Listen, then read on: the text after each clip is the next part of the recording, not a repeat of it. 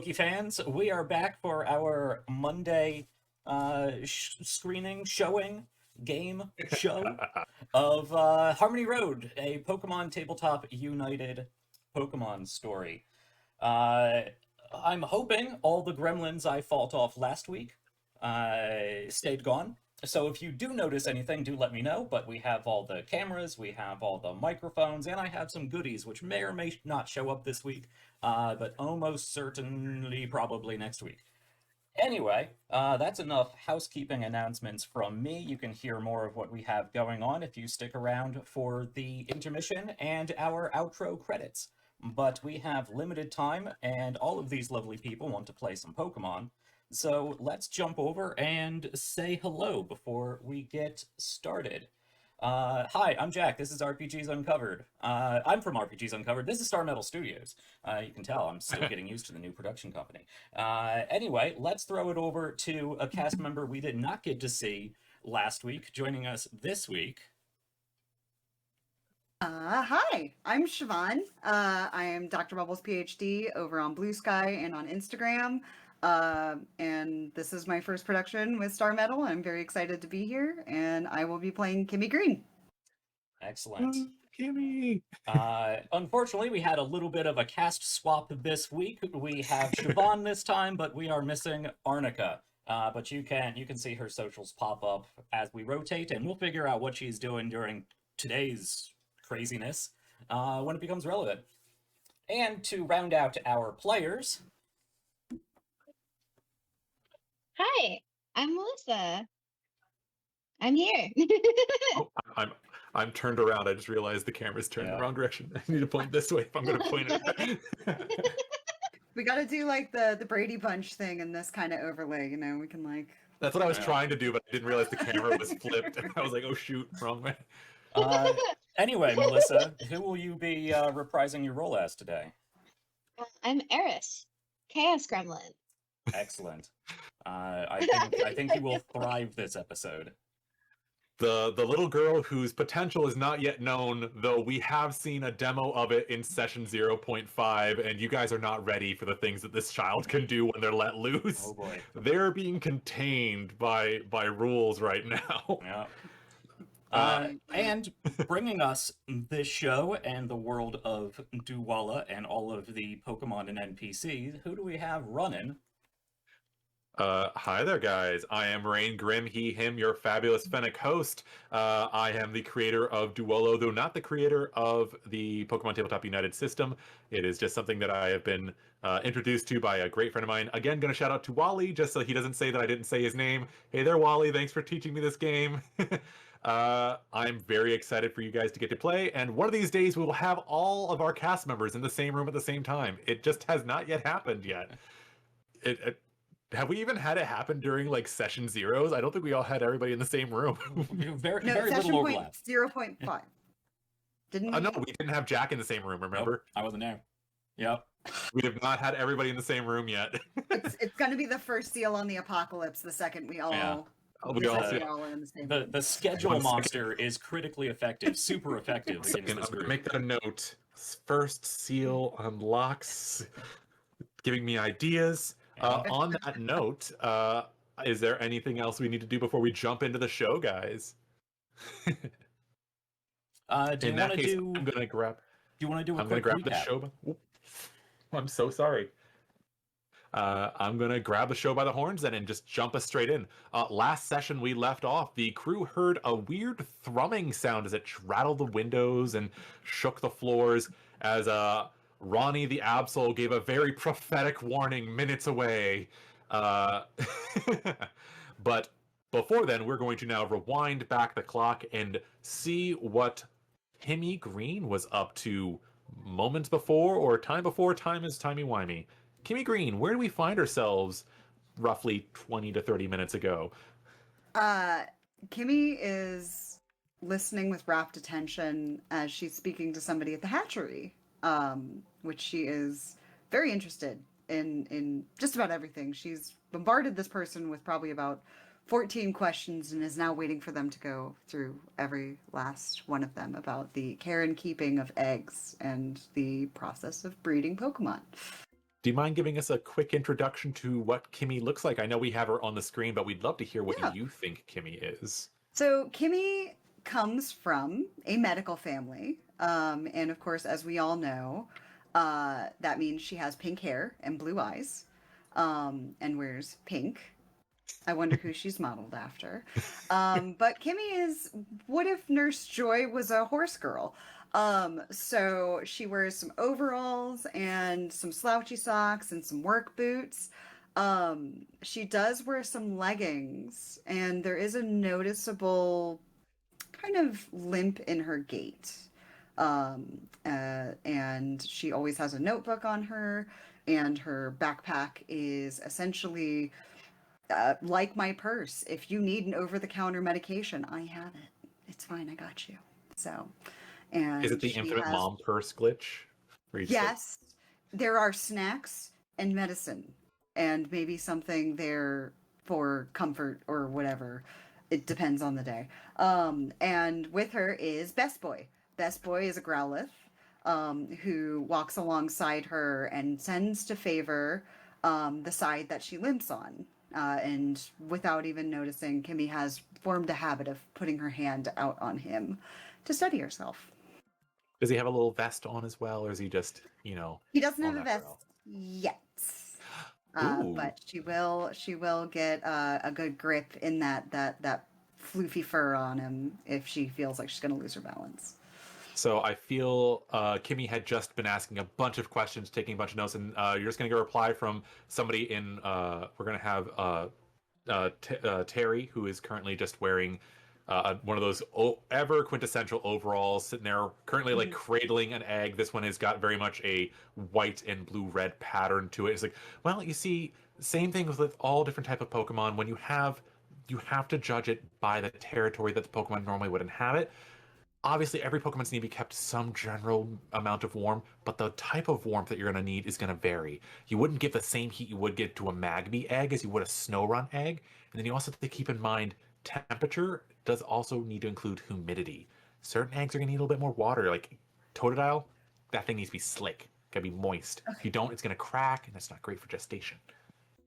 So, just a hypothetical. Maybe what if you had a Pokemon that was very adept with eggs and was particularly, even for its own Pokemon-ness, adept for eggs? Is there some sort of process that I would need to put that Pokemon through to make sure that the eggs are fine?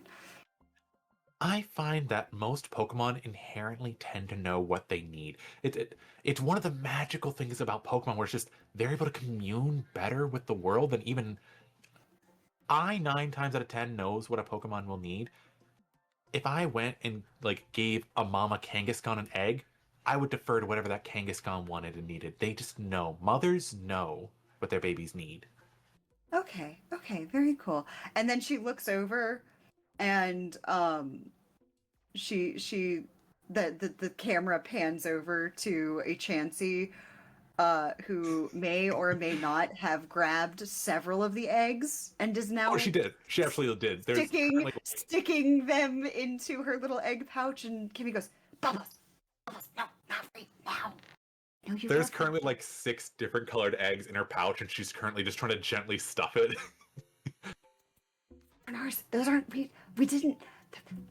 Excuse me a moment. Excuse me. I don't mind, but yeah, a couple of those are on commission. I appreciate the care, but okay, like you can currently see the look of somebody that like both wants to encourage proper behavior, but also like that's a couple 100,000 $100,000 worth of eggs in there. Right. Just okay. Don't worry about it. I will get it back. I am the one person that if you try to take something from her, I'm the one person that won't get slapped, and I promise you that's a much greater threat than you believe. And she walks up and just like goes, Bubbles. Which ones are the most important? What colors?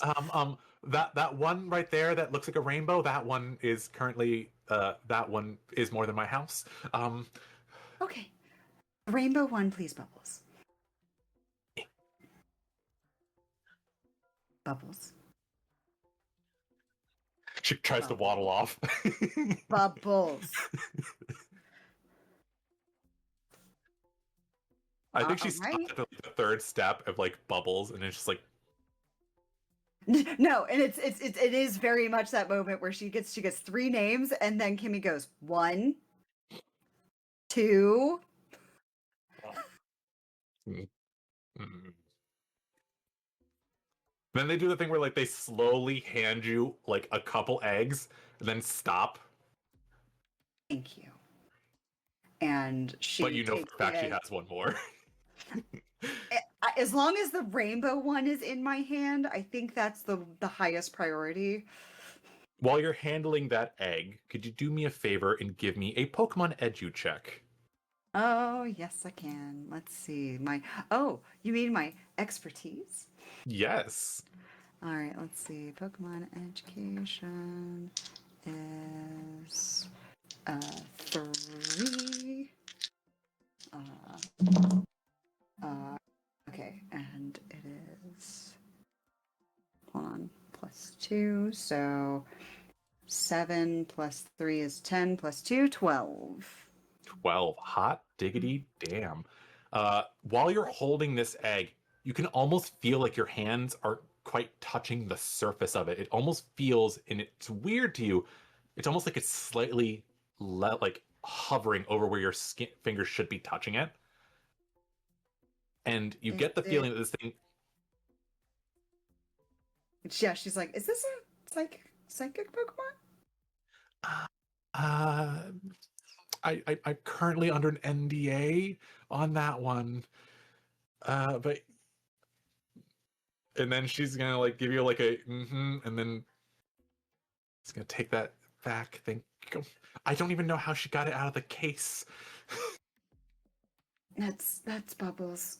Bubbles loves one thing and one thing only in this world. Thank you for your time. I'm sorry. I will try to get that last egg back to you as soon as possible.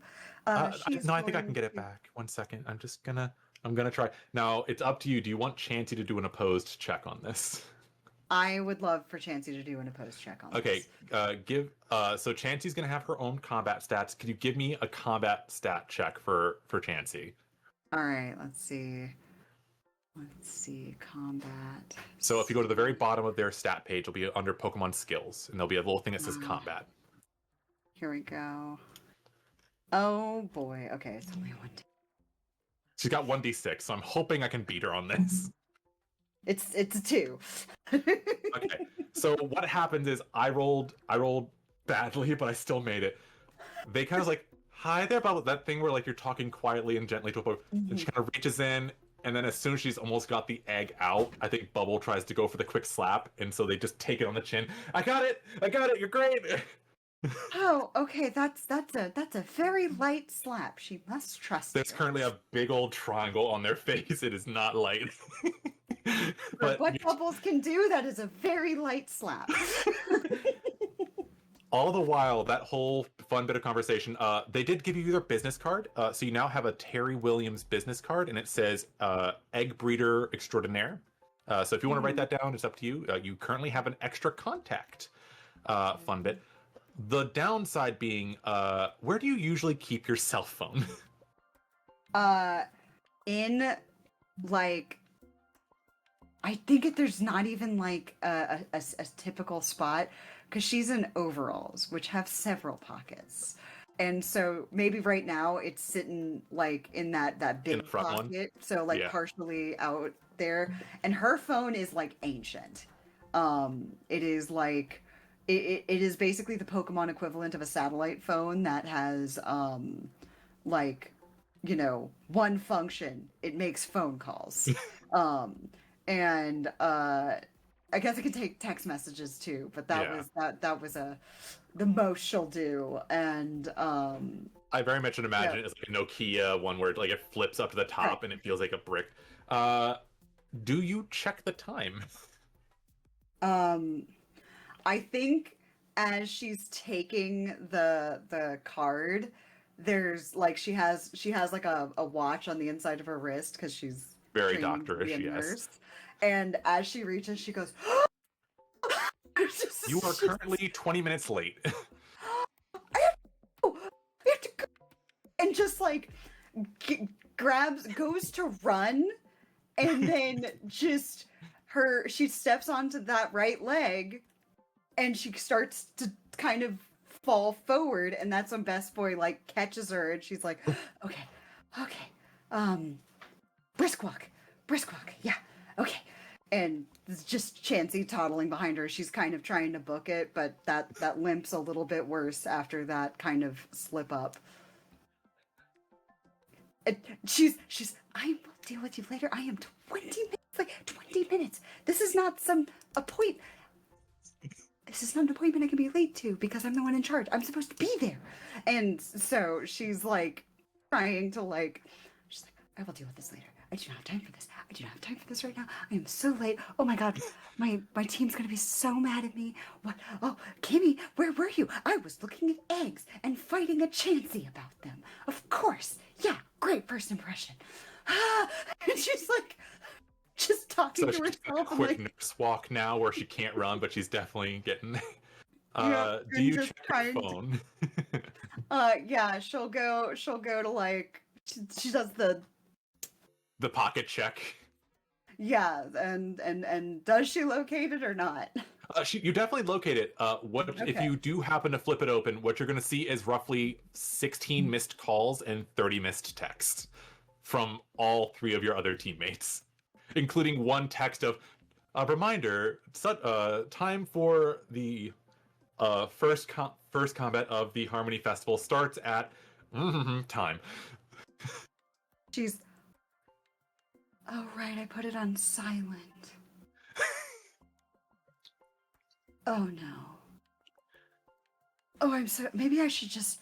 What if I just moved into the woods and no one ever saw me ever again in the world, and I could just. And she's like, still going, trying, like holding her phone, being like, are you just like shooting in a your text. train of thought? Yeah. Yeah, like shooting a text, being like, I know you hate me. I'm just gonna go. I'm so sorry. Trying to. Before you're able to hit send, a Mankey is going to zip in front of you, hanging on what was a banner that is now ripped off, and yoink your phone. No, that's a family heirloom. Come on. It looks at you, smacks its own ass, and runs down an alley.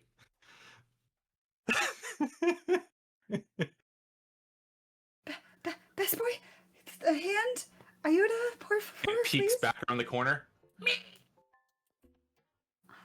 Chansey, a hand? Bubbles. just with pace. You know you're faster than me. Alrighty. So I'm assuming you chase after it. Trying to keep. She's going to be so much slower than a Mankey, but she's got Bubbles on the case, and Growlithe still remains, or Best Boy still remains at her. I'm not going to make this too difficult on you. It's up to you how you want to handle this. How do you want to go about tracking down this Mankey? So is there like a perception? There is absolutely a perception check. Okay. And the nice thing is you can have your Pokemon do the check as well. Don't forget that. So I would have Chansey's taken point on this. Bubbles is taken point. So Best Boy has tracker, just so you know. Oh, well, Chansey just rolled a 13. In that case, I'm going to shut my filthy mouth. Bubbles? Power of a nurse that's trying to find an unruly patient. Never mind. Look, there are 3 items that Kimi knows are in her arsenal at all given times because of where she's from: a watch with a second hand, the phone that never loses service, and her pager.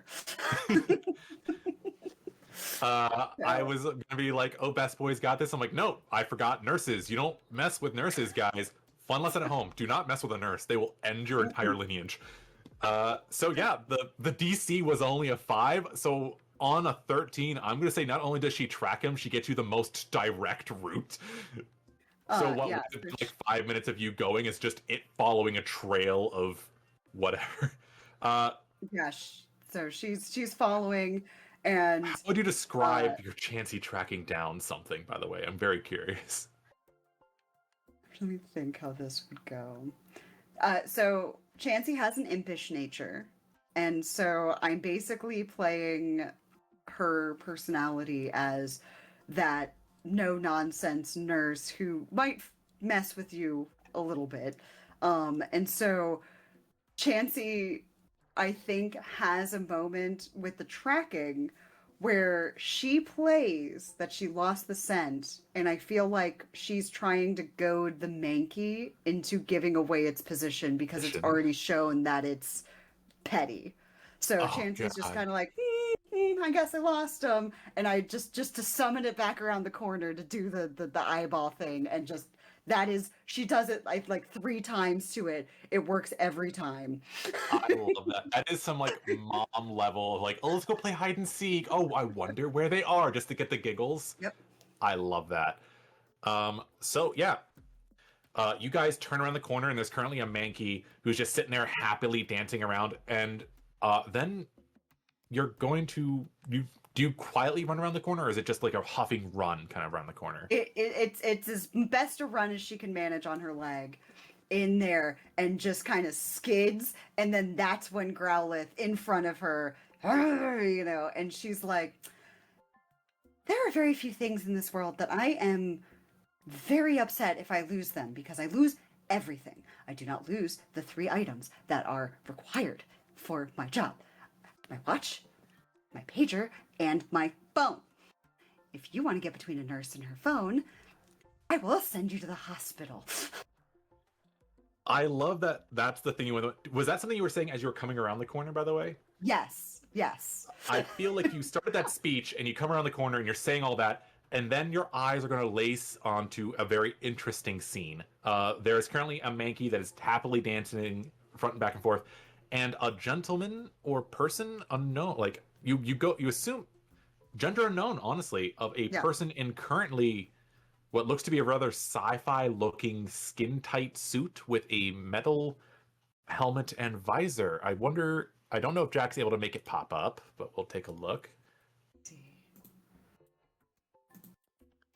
I will describe this as it pops up. So they are wearing a helmet with a visor on the front, what looks to be 2 gauntlets, and they're currently holding your phone in an almost quizzical manner. Oh, there it is. Well done, Jack. With what looks to be a big gear on the front, and they seem to be running a little sensor over your phone and going, how many dog photos does one person need? The limit doesn't exist. I really appreciate that you are wearing safety gear. Can I have my phone back? I'm sorry I threatened to send your Mankey to a hospital. Not like you actually could. And they're going to clip it closed in like a very sassy nature. It's like, I won't be needing this. I think- and then he's going to toss it to you.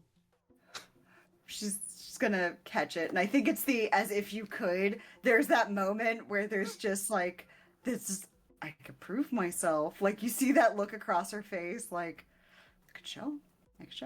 And I think that is like Bubbles standing next to her, just like, It's a Chansey. What's a Chansey going to do? Heal me? don't. Here's the thing about Chanseys. They have some really fascinating skills that they can learn or be taught. They're quite impactful. Yeah, right. Anyways, I've got to go deal with something. Smell you later. And they pull out a grappling hook and just jettison it off. And as they're doing that, they pull out what looks to be some sort of like speaker wand. Like it's a big old speaker with like an antenna to it. And you see them pull the trigger on it, and it makes a low rumbling sound, and they just zip off onto a rooftop, and their Mankey chases with them. You see Kimi standing there, just kind of processing, and then she just kind of goes,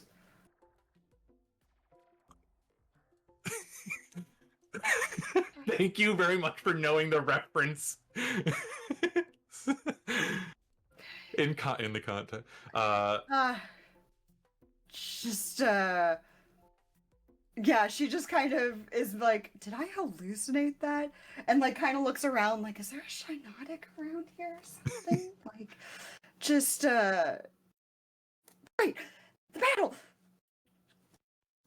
Just like gets back into like her panic mode. Where am I going? Roughly 30-ish seconds after they jet off, you still can hear that low rumble. You know that like kind of low, like you can feel a bass, but there's not actually a sound that you can feel. Best Boy is very much reactioning to it, and so is Chansey to a lesser extent. But roughly 30 seconds after that, you begin to hear what could only be described as the thrum of thousands of wing beats. And in that moment, your phone, which you now have in your hand, vibrates as a alert signal goes of emergency, everyone inside, essentially. Oh, that's bad. Oh, that's bad. The crew in the cafe is also going to receive this exact signal roughly a minute or two after Ronnie said, hey, great, awful things are about to happen. Fortunately for you, you're right next to the cafe that you also had lunch with, and you should be able to contact them now because you didn't hit send yet. Yeah, she sends the message that is I know you hate me. I'm sorry. I will go live in the woods and you'll never hear from me again. And there's that moment she gets into the cafe and then backspaces a lot of it and then just says at cafe, sorry, colon, parentheses in a sad face.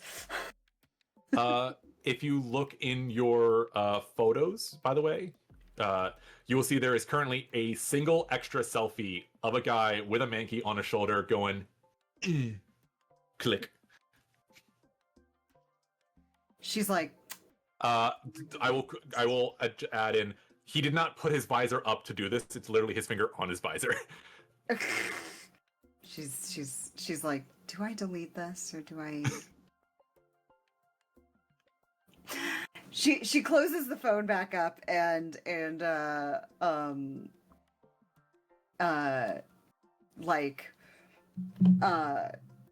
sits down in the cafe, and when she sits down, she kind of plops down, like her legs are tired, and she's rubbing at kind of like the top part of her thigh, and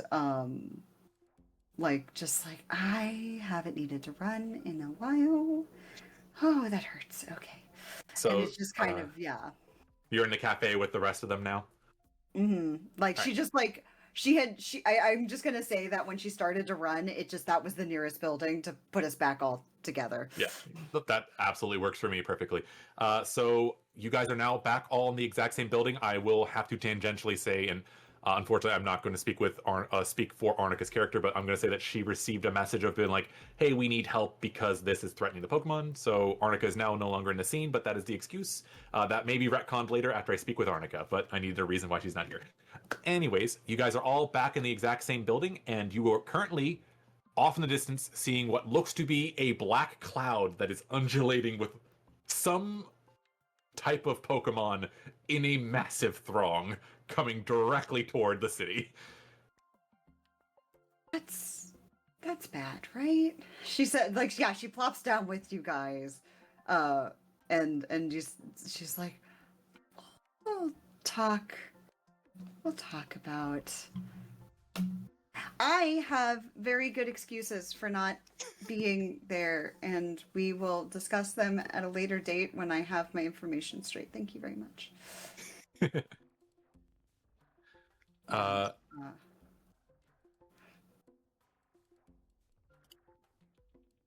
How do you guys want to respond to that? Currently, each of you have received like like those emergency messages you will have received during a natural disaster. Every phone has basically gotten a text message or a voicemail that essentially says, citywide emergency, non-trainers should seek shelter. Ah, Kimi, yes, Oh, right on time. Hold. Yep. Bear with me for a moment. Egg.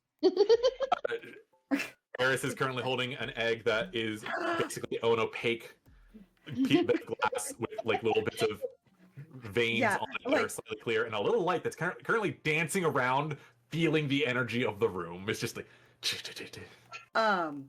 Oh, and Toxel's Kimi- still like mouth on it, sucking on it. Toxel's currently still on top of the egg, looking like Ed, and Eddie with a gumball or with a jawbreaker. It is by sheer luck that it's not somehow like figured out a way to swallow it. Kimmy's going, okay. Immediately distracted that you have an egg in hand as opposed to whatever natural disaster is happening. We're inside, it's fine, we're safe. And she goes, oh, give it here. Bubbles, look, sanctioned egg. The moment you put egg in front of Bubbles, this is a rather large and portly Pokemon. The speed at which this Pokemon could go when it sees an egg is without... You had egg. Egg is gone. There is currently now a Chansey with egg behind you, currently coddling it. Somehow it has pulled out a blanket from nowhere and is currently got a little baby blanket. Bubbles loves babies. And babies come from eggs, so Bubbles loves eggs. Bubbles does love herself an egg. In that short little reprieve... Oh, sorry. Go ahead. So while the two of them are fawning over the egg, I am going to stand up, adjust my tie, and just walk out the door. I got my notebook in hand. I got my phone ready to take pictures. I'm an investigator. Are you zooming in on the cloud, I'm assuming? Yep. As you basically just pull out your, I'm assuming, very modern cell phone, where it's just like, zip, zip, zip, that magnification just going to 10 times, you see what is clearly a entire cloud made out of Combi and a few Vespiquen. And they are booking it toward the city in an almost straight line. Fascinating. Well, could I use a combination of my mind reader and latent telepathy to hone in on a few of these and just see what's agitating them so much? Absolutely. So 1 second, let me pull up a thing. I'm not concerning myself with the range at this moment because that is not what this is about. So let us take a look.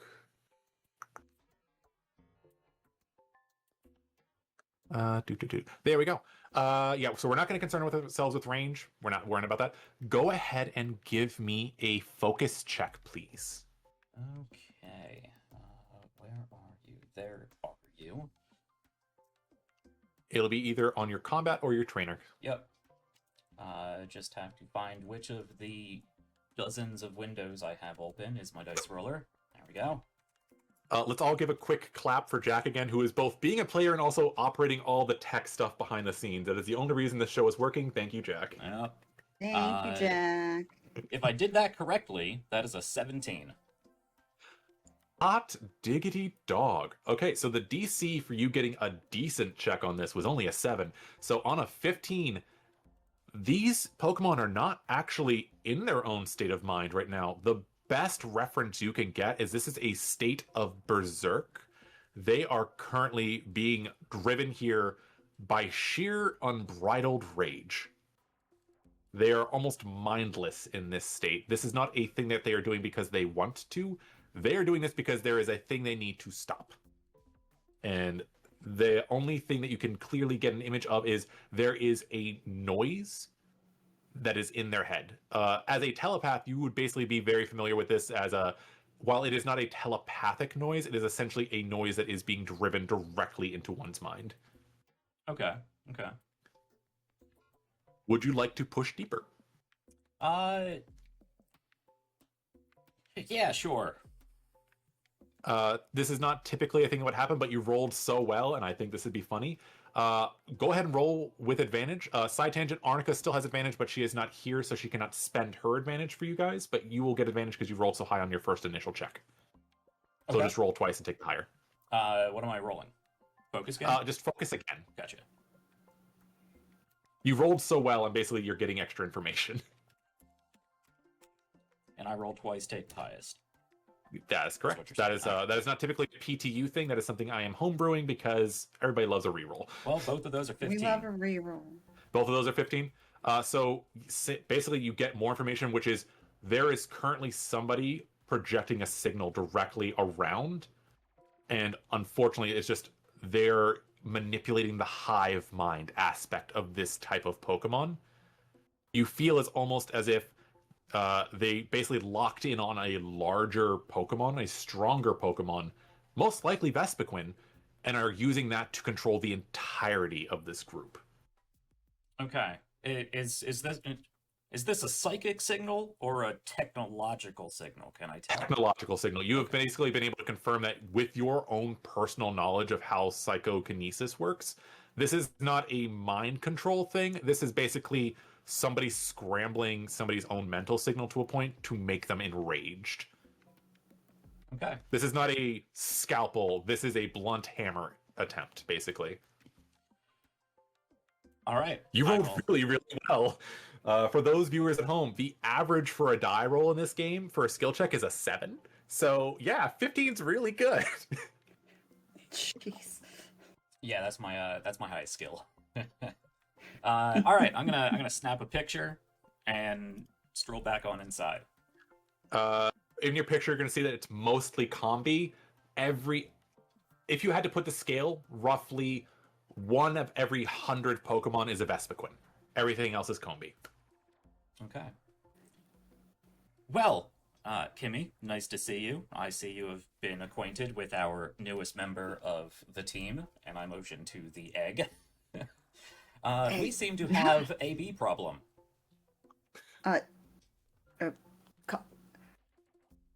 Is it a bee drill problem or a comb bee problem? Combees and Vespiqueens, and I assume I can, like, do the... I mean, Pokemon is vaguely sci-fi sometimes. I'm gonna do the just swipe straight to everybody's device. This is an airdrop scenario where you can just easily have... You've been... side tangent for those at home, the way we're doing this is the rest of the party has known each other for a week. They've already got each other's socials. They got drop stuff. Kimi's phone takes a little bit longer, but not... Did you hear the AOL sound there for a minute? Beep. The modem kicks in.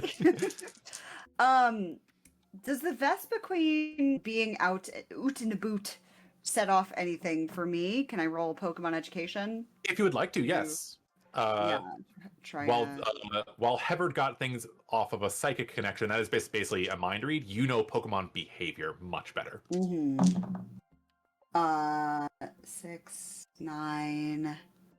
Hold on. Plus 2. 11. Okay, on an 11, this was a average check, so you did very well. Vespiquen, you know very handily, tend to be the matriarch and commander of Combi. They tend to default to them. It is a hive mind scenario. What you also would take into account is Vespiquen are typically too strong to enter into cities. Most cities have repel towers that would prevent something like this happening. So they're currently fighting beyond a lot of pain to be going this way. Something essentially is making them so angry to fight off the difficulty of being here. Ignoring their own like self-preservation, they're that bad. Okay. Yes, to clarify, it is not causing them like physical, like they're not being burned or something, but it would basically be the equivalent of like a light shock or a little bit of a headache that is being ignored to be here. Yeah, I think Kimi, when you say Vespiquen, she's like, they're here in the city. Okay. That's worse than okay. And Some she pulls out her start going off outside now that they're within she pulls the out city her limits. notebook and is like, okay.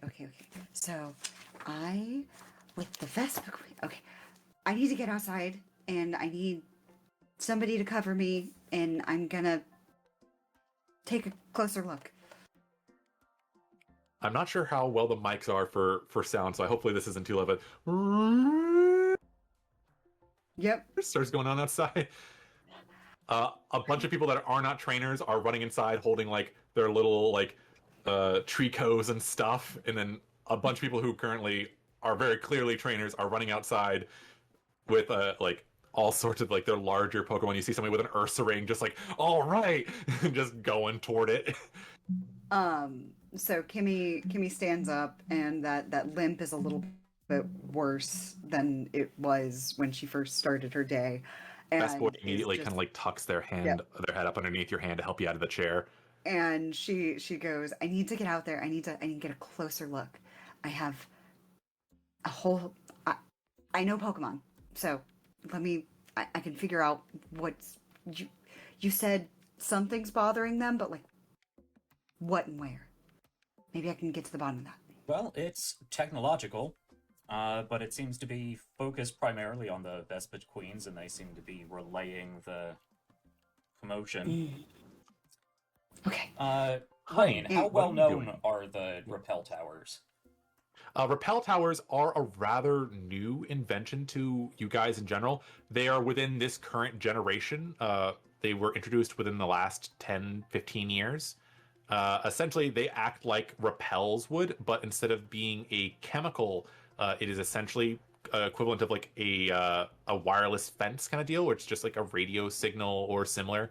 It's just like a low level buzz that like prevents Pokemon of a certain strength, mechanically speaking, level of entering into town areas. So you could easily see Weedles and Pidgey, or not Pidgeys, Rattatas and stuff like that. But you would not see somebody, an unowned or untrained Ursaring just wandering into town. So would it be a logical leap that something's going wrong with that, or are they too new for us to really understand I would what's say going on? that either you would jump to conclusion something is wrong with the towers are off, or somebody is making something strong enough to make the towers ignored. Gotcha. Honey, what are you doing while all this is happening? Like, well, Or sorry, bees? Eris, my bad. No, you're fine. Bees? Just like, what is happening? Get the little like airdrop. Like, a lot of bees. There's a lot of bees. I know bees. I've been in the woods with the bees. You have actually been in the woods with the bees. Would you like to roll me a Poke Edu check as well? Sure. I would say you get an extra a +2 to this because you are a wild child that has spent time in the woods. So a +2. Just add 2 to whatever you roll, yeah. Okay, yeah. You have actually experienced the woods around here, you would have a bonus to this. 4 + 2 is 6. This was a low roll. You would know that Combi are native to around Ottia. They typically don't really bother people. People will go out and naturally harvest honey around here, but there isn't like a huge problem with them. They tend to leave people alone.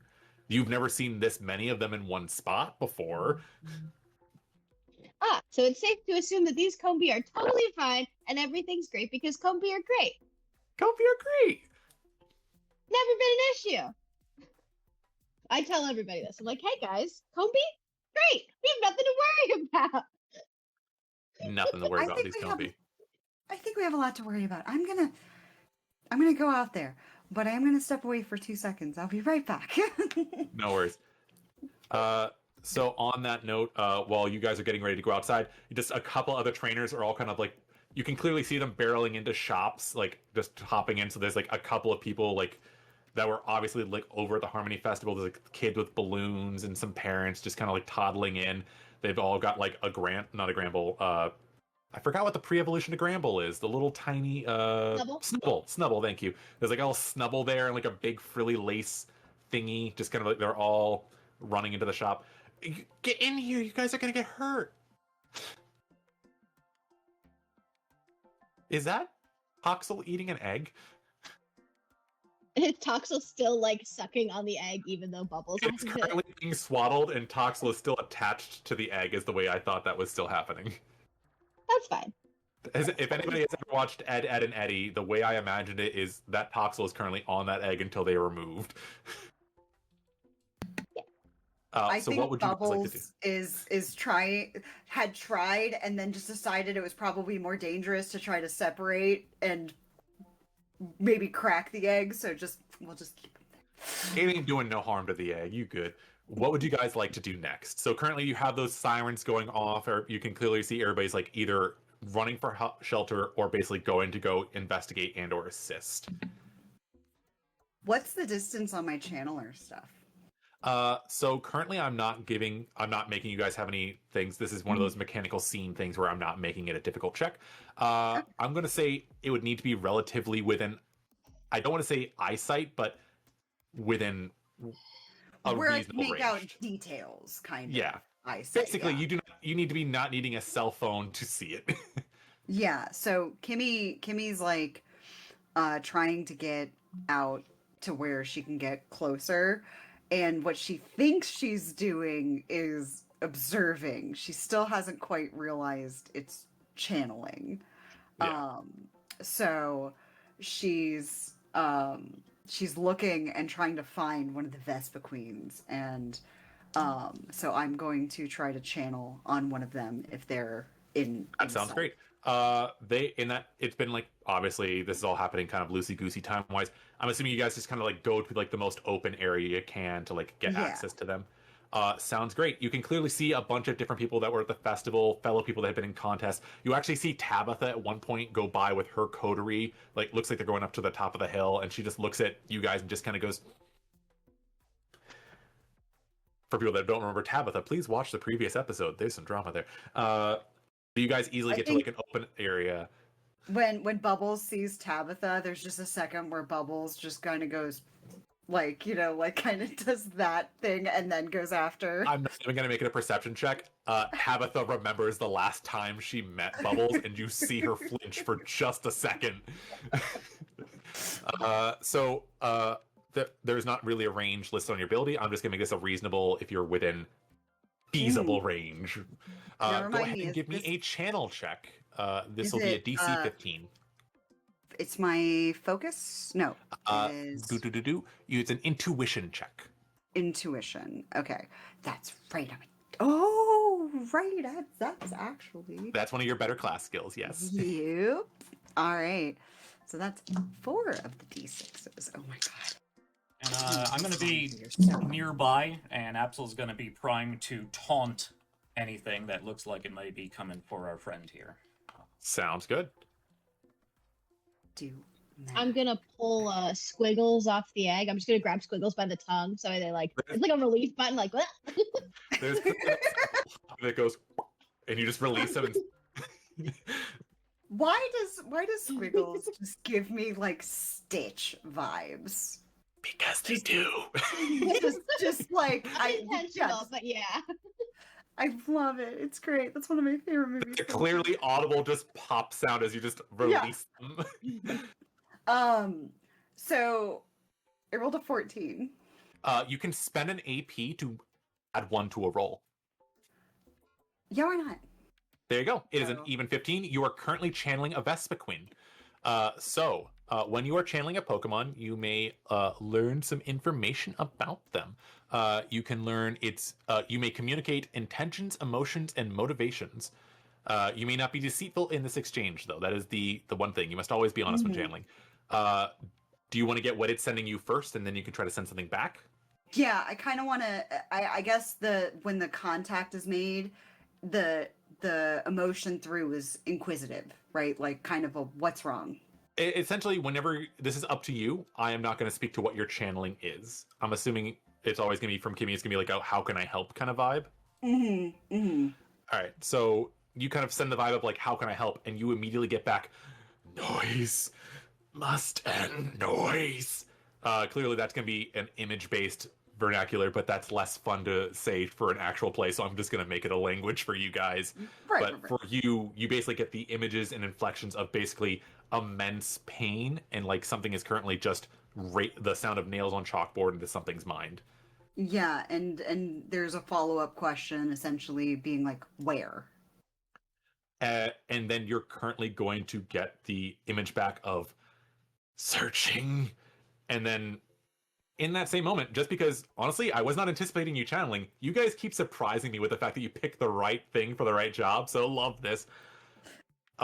What you guys originally thought was just a straight beeline of bees turns almost into like a cyclical like spiral as they just basically spread out and are currently searching the city. So this wasn't just them deluging to one spot, they're currently searching for the sound.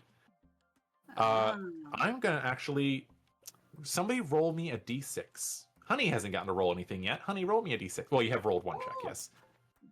I got a 4. That was even, so that's what I was hoping for. Found it. And then all the Combi are going to lock into where the Harmony Festival stage was. That's bad. That's bad. That's bad. That's. Oh no. I don't act like this. They're usually super chill. I've met a lot of Combi. It was originally very much like a spider web or spiral of Pokemon all kind of looking around. Has dove for the stage. You are currently muted, my love. Can we? Sorry, that was not meant to be rude. Oh, sorry. No, can we get there fast? Who has a fast Pokemon? I can't. The stage is only like a minute or two away, fortunately for you guys. Yeah, but still, that's a minute or two more where there's a bunch of Combi there. So she just wants. Do you want to? Are you looking there to get there the fastest you can? Anyone else have an objection to trying to book it? Yeah, it sounds Yeah. like you have figured Yes, something I out. I will can. follow your lead. What is Kimi's thought? Like, is Kimi opposed to being gay and doing crime? Essentially, is my question here. She has qualms about ethics, but not laws. Let me just say that. Let me put it as autistically as possible. Unoccupied bikes and scooters right there from a bunch of people running for shelter. Return them. We'll return them. It's fine. It'll be fine. We'll just put them right back where you found it. And she gets on the bike. So you get on the e-bike and just like, we'll return it and just go. I'll leave you my number. So you just kind of put your Pokemon back in their balls and you're just booking it on an e-bike. Yeah, it's a pshh, pshh, and then on the bike, which she actually does rather well. Yeah. I'm gonna do the Doctor Who quick pull out a completely empty sheet of paper and, sir, I'm commandeering this vehicle.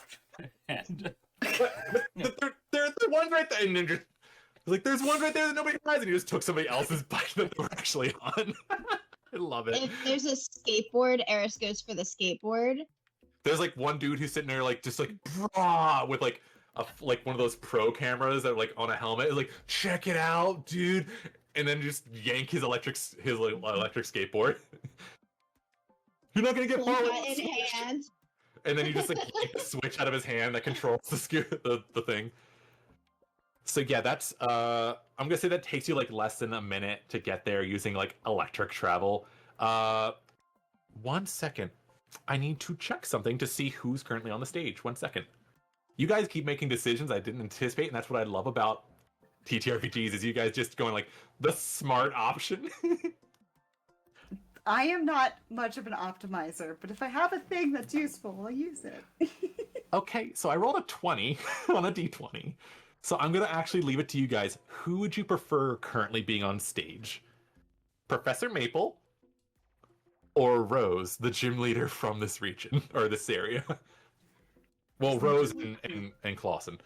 I was going to Who'd you say, say? isn't the gym leader from this area the hot rockabilly lady? Because The hot rockabilly lady and her ska boyfriend, yes. I know what Yeah. Siobhan's answer would be.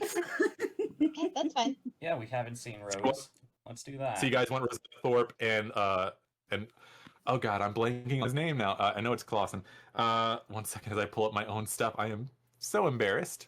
I wasn't expecting her to be here this session, but I rolled a 20 and I had to make it an option. I know his name is Clyde. Did I fully next? Here we go. I just had a moment of panic as my own note said corrupted, and I was like, oh please God, no. I feel Oh, that. God. Oh, I was like, oh, I'm gonna go pull my note. I have it saved, and it's like corrupted, and I'm like, oh no, the heart sink I just had. that is a heart attack. anyways. Literally, I felt my heart sink, and it was the worst possible thing. So you guys arrive in less than a minute, and fortunately, she's on her own stage. So what you guys hear is, "Oh hell nah! I know you're not trying to mess up my own stage," and just the blaring sound of Jews, Jews, Jews. I was about to say Jesus, and I can't see it. Eris is very familiar. Is a sound-based attack, as Rosetta Rose Thorpe and Clyde Newsom are both just rocking on their guitars, trying to distract all these various Combi and Vespiquen off their stage.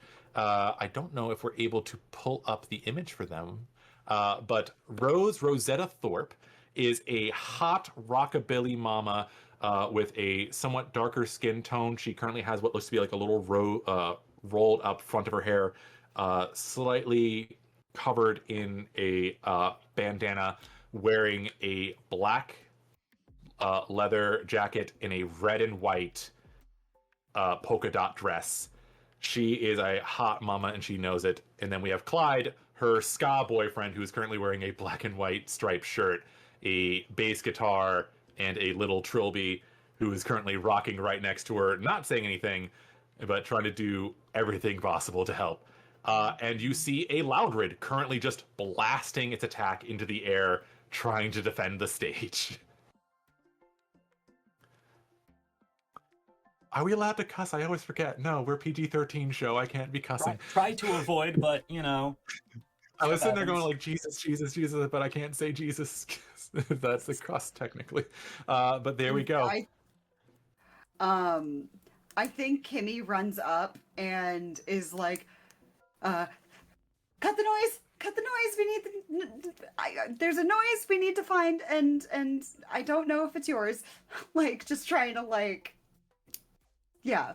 I don't know if Hevard she backs her up sees you on guys that. approaching because you're the only people going toward the stage instead of away from it. But yeah, she's there with her Loudred, and Clyde's current Pokemon is actually a fully evolved Toxel, as they're both trying to defend the stage, and you're just like doing this, I imagine, as you're getting closer. Yeah, just trying to like trying to say that we need to not make the noise because there's a noise we're trying to find and trying to make sure it's not this one. So you see her kind of like cover the mic and like tap a kill switch on the inside of her jacket. It looks like she has like a little switchboard for all the various stage mechanics. Can I help you? They're following a noise, and I don't know if it's yours. Girl, this is Atia. There's always noise. This stage be rocking. Hevard,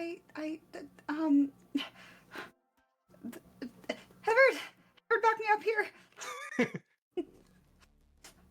Hevard on his... Did you grab a scooter? I can't remember which one you grabbed, Hevard. Yeah, an electric scooter would make sense. Yeah, I'll take it. I love the idea of like a man fully in a suit and sunglasses just going on like an electric scooter, just chilling. That's, you know, man's going places. So paint the picture for me here, Rayne. Are all the bees like they're actively swarming the stage and Rose and Clyde? Actively swarming a stage. For anybody that has seen a bee swarm, fun fact: bees will actually swarm around a foreign object that they want removed from the hive and cook it to death. So they're currently everywhere on top of this stage, around all the lights, all the fixtures. They're just comb-bee everywhere. There's a few Vespiquen on the outside. You're still channeling one, and it looks like it's currently directing basically every comb to find this noise and eradicate it. Yes, you two might want to step down from there. They are looking for something, and I'm certain it's not you two. I mean, I've been looked for, but like this is a whole new type of stage crush. Alrighty, honey. And she's just gonna hop off the stage and just land with like a nice, like, I don't want to say like superhero landing, but she does that landing where she slightly bends her knees. Like she's clearly a stage performer who knows how to protect her knees. Clyde tries to start, but his pants are just a little too tight, and he's like, no. And just does that thing where he sits down and swings his legs off the stage. He's wearing skinny jeans. He's like, nope. As somebody who has harmed their knees jumping off a stage, I appreciate her dedication to safety. She's just both of them. You three and just be like, "Honey, how can I help?" Kimi, and I think we established that Kimi has a constant channel to Best Boy. Channel only ends when you choose to end it. Yes. Okay. She looks at Best Boy and says, because he's got tracker. Yes. If you want to pull him out, I'm not going to make you re-channel him. That's not a... Okay. We're not mechanically in a scene. This isn't going to cause you any difficulty. You can just easily drop him. You can easily channel him. He is out. Yeah. So I think...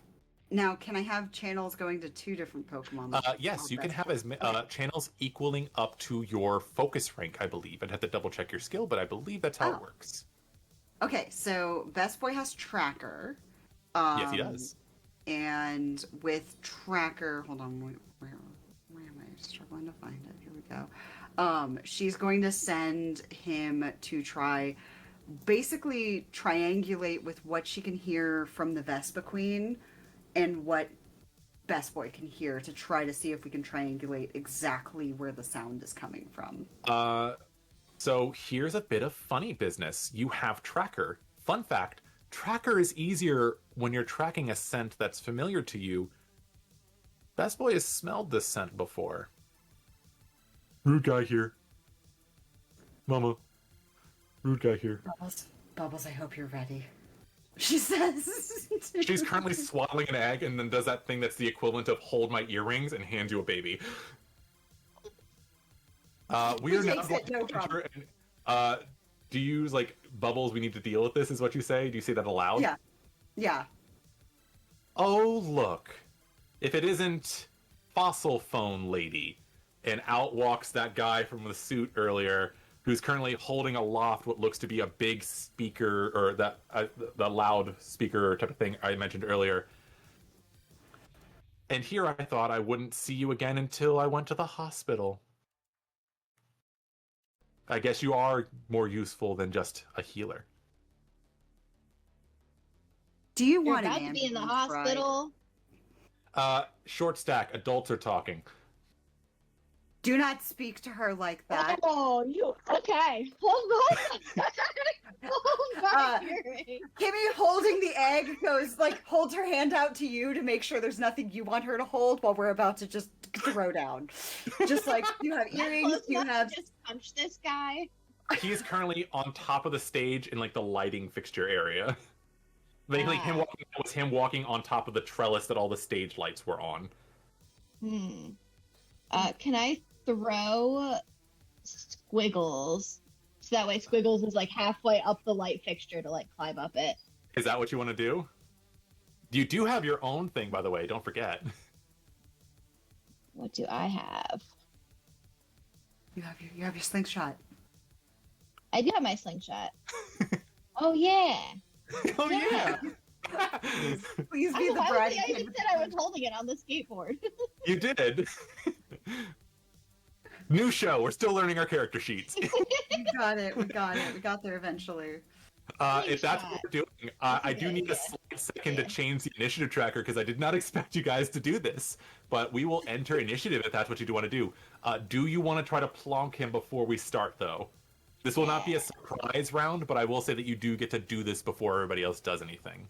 Does that seem fair? That is very fair. Take your shot. How does slingshot work? So, same thing as a normal Pokemon attack. Your attack is going to have an AC on it. I'm going to say you're within range. I believe the range of your weapon is 12. It would be on your character sheet. If you go to combat, it'll say it on the top part. We did that. Range 412. You are definitely in range of this. We are doing Theater of the Mind, just because we're keeping this simple. Go ahead and let's see. The AC of the attack is a 5. Go ahead and roll that d20 for me. Oh, it's a d20. Yes. 8. You rolled an 8? Yes. He only has 2 evasion, so 5 plus 2 is 7. You hit. Ooh! Roll your damage. So what do you see as you take this pot shot at this guy? It's like, quiet, short stack, adults are talking. You did not just say that. Just, ooh. Go ahead and roll that damage for me. 1d8 plus 8 plus 5. 1d8. So it's just 1d8, and I'll do the rest of the math for you. 6. That was a really good roll. 6 plus 8 is 14, plus 5 is 19. Righty.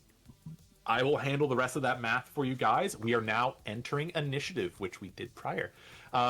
So, did you basically... I'm just going to say you yoinked Squiggles. Everybody has their Pokemon out. We're not going to be doing anything for that. For the flair of it, you basically, like, you did not just say that, and you throw a baby at somebody and then pull out your... Oh my god. There's no mechanical difference in this. It's just a funny way of starting the scene of, like, you did not. And you just fully throw a baby, and then... Yeet! Yeet. Alrighty, so 1 second. Melee range. It makes sense. It makes sense. We are going to start this. So, ironically enough, Squiggles has the highest initiative speed, so this is what's going to happen. What would Squiggles like to do? I'm going to say they're on the stage. The person is roughly 5-ish feet from them. It's not, or so that'd be 5 squares. Yep. Okay, Squiggles' movement is 4 squares. Ready? What's their climb speed? Just out of curiosity. It doesn't say. It just says Overland 4, Sky 0, Swim 3. Nope, you're good. So yep, he's just using his overland. So he's just going to start climbing the trellis. Yeah.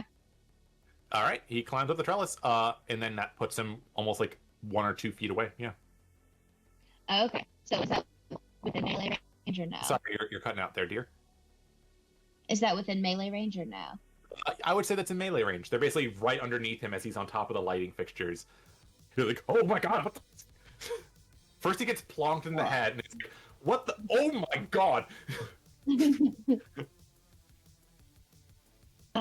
Let's do a nuzzle. Ooh, nuzzle. Okay. Roll a d20 for me. The AC of the move is 2. His evasion is 2. 15. That hits. He is paralyzed. Roll me your damage. That'll be 1d8, and I'll do the rest of the math for you. Okay. Oh my god, what the heck? What'd you get? 3 on the D. 3. You got it. I will take care of the rest of the math for you. 6 plus 4 is 10, so it's 13, and then I'll take care of his defenses. So yeah, you basically... He pissed off the wrong little girl. Next up, he is still holding this thing, and he's currently paralyzed. But you can hear him basically just make him next like, destroy the girl. You are... Hevard, are you still telepathically checking on the Pokemon as well, or is that something that you were no longer focusing on? If I could, yeah. I'd keep it up. I'll have you do a re-up check during your turn, but I'm going to say that during this turn that it's still going on. You and Kimi are both going to basically feel the demeanor of these Pokemon shift. They are basically trying to... they were trying to fight this sound initially, and now you can hear them all like, no, take care of girl, and then just snap their focus to... Every single Pokemon is now focusing on your party, and like a little bit extra more on Eris than anybody else, but also some of it is like directed to all the women in this group because he just said girl. And Vespiquen is going... so this is a swarm mechanic rules for PTU. Just to clarify, not the entire swarm, but everything that's within range, just because if I dropped every single Pokemon around you on you, that'd be death. So... 1 second. Vespiquen is going to do a Fury Cutter. Actually, no, it's going to just defend... No, Fury Cutter. What is your evasion, Eris, for a physical attack? You are currently muted. Yes, sorry. My personal evasion. You can either choose physical or speed, your choice. You tend to go with whichever one's the highest. Yeah. I'm trying to find my stat. My speed is 10. So your So my evasion would be 2. Yeah, if you go to your Yeah. combat, it'll automatically tell you a thing. So it is going to be rolling a Fury Cutter attack at you. AC is 3. I rolled a natural 20 on the die. Oh no. So that's not great. Can Maybe I I? should stop using my channel dice. Apparently it's rolling well today. It rolled well for you because it put Rosetta Thorpe in your group, which means I need to do that. Okay, that's 5 plus 8, 16, 17, 21. What's your physical defense? 8. It'll be on your combat page. 8. Yes. Okay. So you're going to be reducing this attack by 8. That means you're currently taking 25 damage. As a giant Vespiquen just kind of like flies straight at you, its hands just going like this as it just slashes at you a few times. Yikes. Yikes, you say? Okay. Minus. So. I already accounted for the reduction, so it's just 25 damage. Yep. Got it. Next up is Ronnie. Okay. Well, so this guy's up on the rafters, He is currently up on the rafters. and we have a huge swarm of bees, sort of all flying around us. Just to make things clear to you guys, there's a thing called a swarm combat. That is what we're currently using. So all the Pokemon are essentially one large entity. That way you don't have to target out a single thing. Does that make sense? Okay.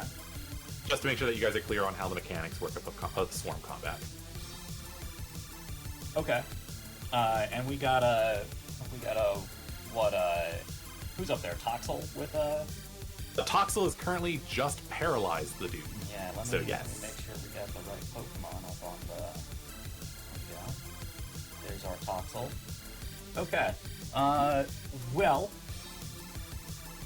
If they're gonna focus on that... Yeah... I'm going to... let's just go ahead...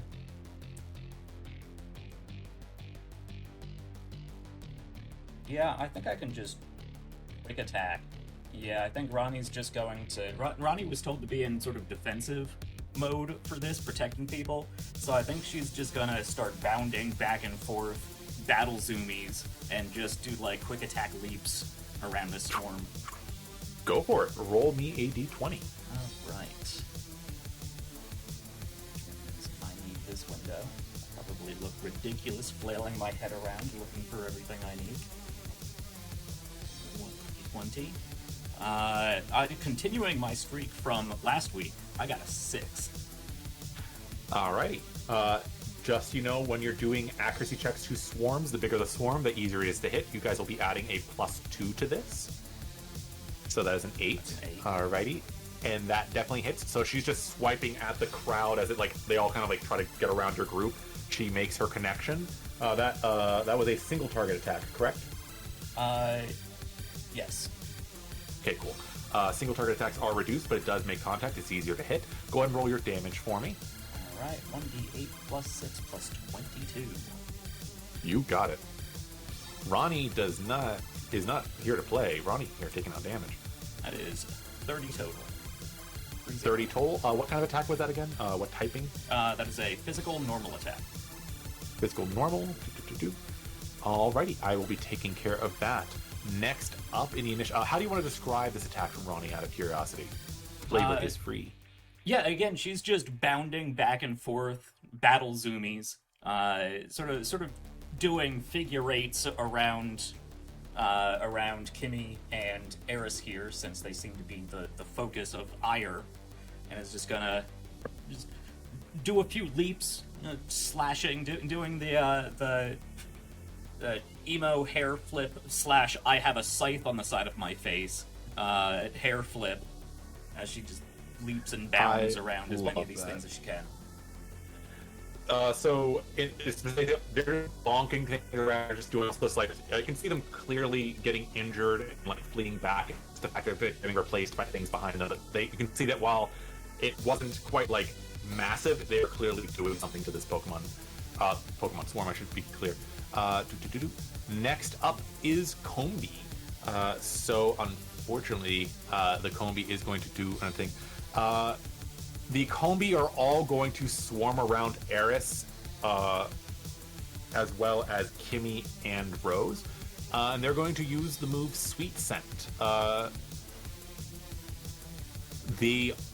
Y'all three get a -2 penalty to your evasion. It is now easier to hit you.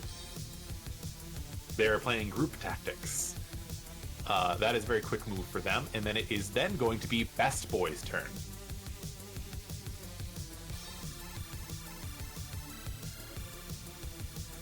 I also have to get through all of my tabs to get to where I need to go. No worries. All right, Best Boy. Let's see. I'm trying to see if I got an AOE. One of the cool things I love about Swarm combat is just the fact of like it just changes the dynamic because it's like it's no longer about focus firing. It's like nope everywhere. So yeah, all three of the women in the group currently just have a bunch of Combi, and they're just like throwing out like this giant pheromone thing that's just making it sticky and hard for you guys to move. On. How would roar affect a swarm? Ooh, that is a good question.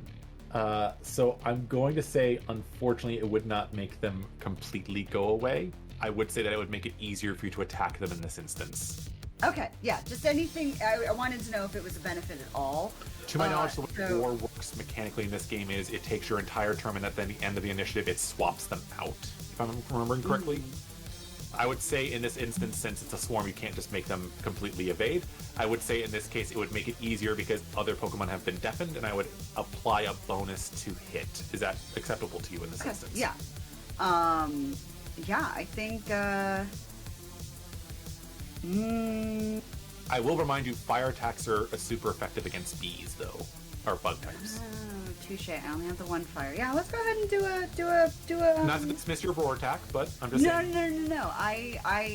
I keep forgetting that the swarm is considered one thing. I was trying to see if I had an AOE, but no. No, that's totally valid. I just want to make sure I remind you. It's my job as a GM to both offer you guys opportunities and let you make your own mistakes. That's the fun thing about GMing. So what does Best Boy get on a nat 20? Oh boy! I have one question. Was this a single target attack or a area of effect attack? It is, it looks like it is target. Okay, so it's still a crit. When you crit in this game, not only do you double the dice, you double the number directly next to the dice. So see where it might say like 2d8 plus whatever? You double the dice and you double the number, but not the number from their stat. Okay. This is so good. Hell yeah. Alright, so we're gonna roll 46. 6, 10, 12 plus All right. 16.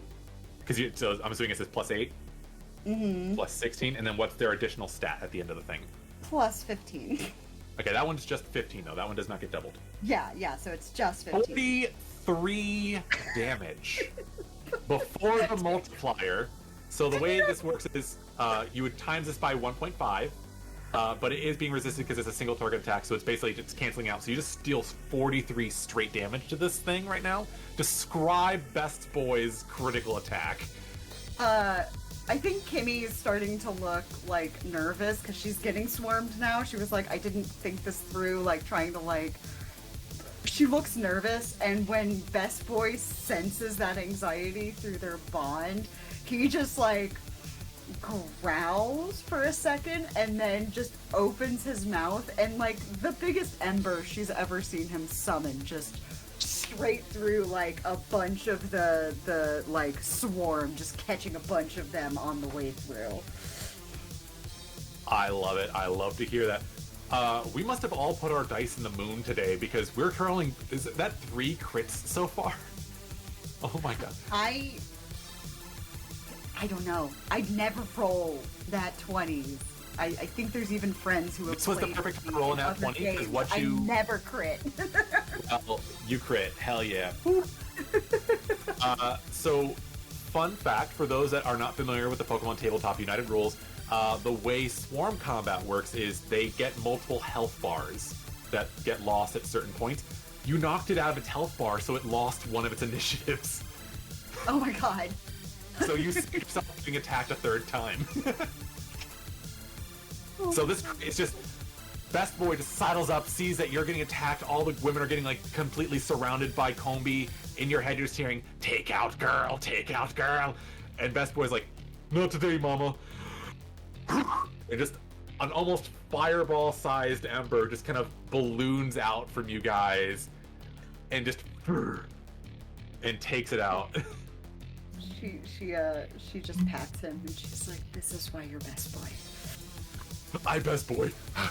And just like, Eris, it is now your turn. I had to remove the Combi initiative because you guys straight up knocked it out in initiative. Good job. Welcome. Alright, so it's my turn. It is your turn. Don't forget, you also have your own moves and abilities. This is not a league-sanctioned battle. Yeah. Enjoy your shenanigans. How close am I to? To the dude on the stage? Yeah. I believe I put you roughly around 10-ish squares. Okay. You So can still it's a move little yourself, by the way. Yeah. You can still move. Yeah, but I need to move farther than I can for this particular to have an effect. No worries. So I was looking at Sting, it's like I can make him sleep. You can make him sleep, but unfortunately you need to be within 2 of that one to work. How would that work for, like, the Combi around me? Ooh! One So, swarming on me. so that actually would work out great. So the way the wing move Sing works is it is a scene move burst to friendly Sonic. Friendly means it does not affect allies. All legal targets fall asleep. On a miss, Sing instead causes targets to become slowed and suffer a -2 penalty to invasion until the end of the user's next turn. That means it would be a lot easier to hit these Combi, which means that you already get a +2 to hit, so it'd be basically making an additional +4 to hit, essentially. It also means that they would be slowed, which means they would be moving a lot less. In this instance, it does not affect their ability to attack, but I will mechanically make a change to make that beneficial. Is that something you would like to do? Yeah. All right, so roll me a d20. It's an AC 10, but currently, effectively, because of the bonuses, it is an AC 6. I got a 10 on the die. Are you kidding me? That means it hits them. How do you want to describe you using the move Sing? I think it's like I'm being covered in like this gooey, like sweet scent stuff. Like, they're angry. Let's sing a little lullaby. And I just hush, little Combi, don't say a word. Everything's gonna be fine. So you just start sitting there like humming this very sweet little lullaby. Rose is currently with you guys, like currently just punching her own Combi with a microphone in her hand. Just like, you got some chops, girl. And you just see Combi start dropping around you. Nicely done. Mechanically, I'm going to say that this also did some damage just to affect it. Great job. Oh my goodness, that is hilarious. I love this so much for me today. You guys are making this so fun. Hevard, it is your turn. Okay. This is why I love PTU. You can just do so much silly stuff, and I love it so much. Yeah. I had a plan, and now that some of them are asleep, I'm not sure. Where is movement on the Pokemon? For your Pokemon, it will be on the right side midway through. So we'll say under capabilities, there'll be things like Overland, Sky, Swim, Under Levitate, capabilities, Burrow. gotcha. There you are. Yeah. Okay, that's good. So my particular turn.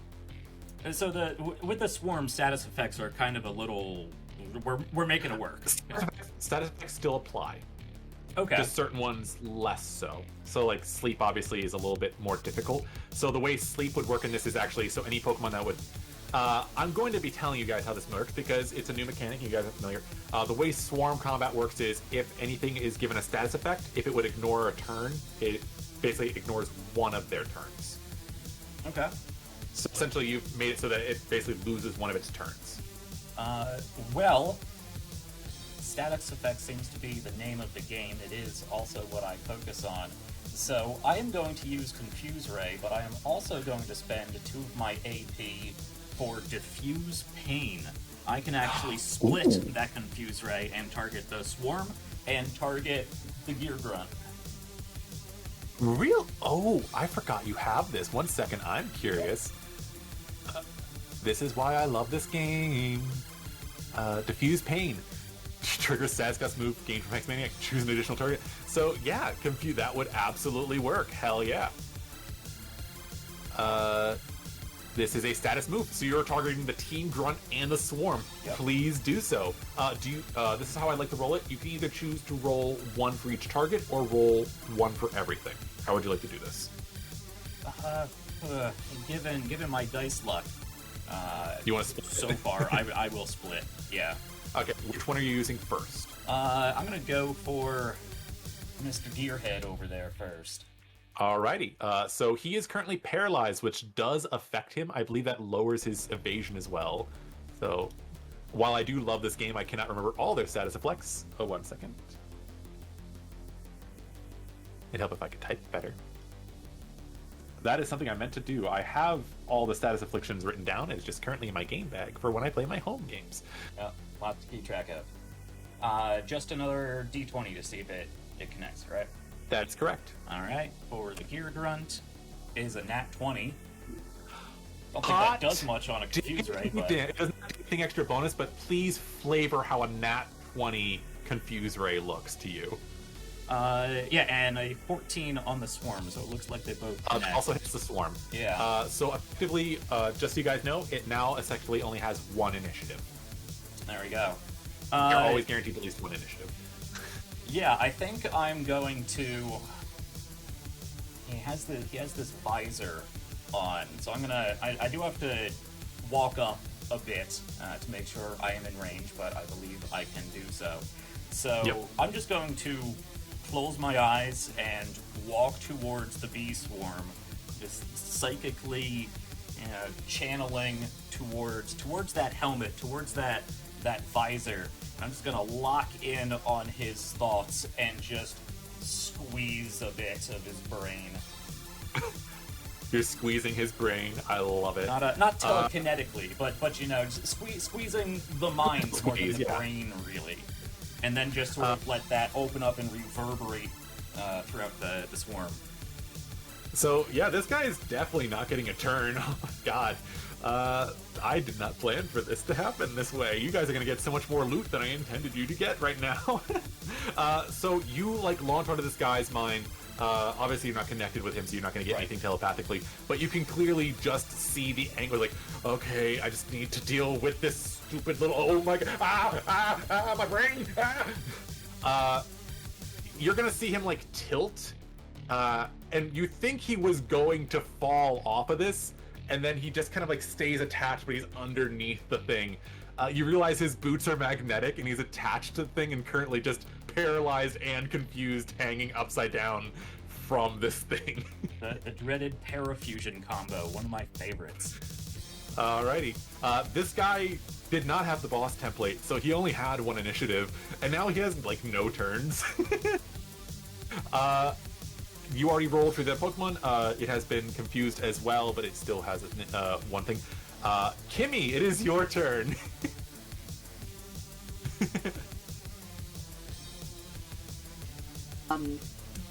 Have any of us actually gotten hurt yet, or have we just Yes, been wrecked? 25 damage had been dealt to Eris. She had been swiped really bad. That's right. Okay. So then I am going to. Side tangent, I'm not going to make you guys do the on a scale of 110, I'm currently a 17 thing. You can just tell each other your HP. It's a clear indication of how well or bad you're doing. Let's see. I've got medical training. Yeah, that's correct. And I am going to go ahead and utilize it to get up to Eris. And now, potions, can they be used on... Potions can be used on people, that is correct. Okay, so I'm going to go ahead and pop, give you a potion. So that'll bump it down Heal to 20 HP. 2, and you'll heal 20. And you do not have to give up your turn next turn, because I gave it to you. Yes. Typically, if you're being given a restorative item, you would use up your next turn to be healed. But because Kimi is, the coolest healer ever, as I need to turn this way because I'm pointing the wrong way, you do not give up your next turn. This is why you have a healer in the party. Right. It's basically, you see Kimi pull out a potion, and I you go to reach for it because you're gonna have to drink it, and then Kimi just opens your mouth like this and just dumps it in. I do have one question for you. So typically potions are viewed as spray items. Are you actually making it a drinkable item? I'm gonna make it a drinkable item because I make them myself, and making your own aerosols are hard. I know, because I'm trying to learn how to make perfume. So this is homebrew. This is straight up airless moonshine. Chicken noodle soup, or is this something else? It's good. It is actually really tasty. It just tastes strawberries. Yeah, it just tastes okay, do this. Spray it, dump it in my mouth. Yeah. I can see you being ready for the spray, you kind of flinched, because you're gonna get psst, psst, no, kind of spray. But yeah, it's just Kimi. She grabs your mouth and dumps this bottle of some of the best tasting stuff you've ever tasted in your life. It tastes like various berries and maybe some spices. Why am I getting some? I was about to say Nanny McPhee, that's the wrong one. Frick, the Disney one. Dang it, Mary Poppins. I'm getting Mary Poppins vibes. Where it's like whatever flavor you kind of want this to be, that's the flavor that accentuates the most. Mm-hmm. And then she then corks the bottle and tosses it into her bag, because reduce, reuse, recycle. And it was reusable. So, I love little jars. I'm gonna keep them all. And then it's just all right, go get them. I also too love little jars. Alrighty, that is Kimi's turn. We top the initiative. The dude gets no turn. You guys, confused, knocked him out. He is currently dangling. He does have to roll to see if he removes status effects. So one moment, please. He does get rid of one. Let's see if he gets rid of the other. Nope, he's still confused. Oh. So he's no longer paralyzed, but he's like, oh, God, I'm upside down. Oh, this hurts. Ugh. Get the pink-haired girl. Get her. And then it's Squiggle's turn, who's currently just on his leg, just going meh, meh, licking his leg. I think he's trying to figure a way to get through the because he's currently wearing a skin-tight leotard kind of suit, and Squiggles is just there licking. What is Squiggles doing on their turn? It's gonna be Squiggles gonna use Toxic, but I'm flavoring it as Squiggles licking and just goes what? Just finally throws found up. he licked enough to find a hole. He licked a hole through it.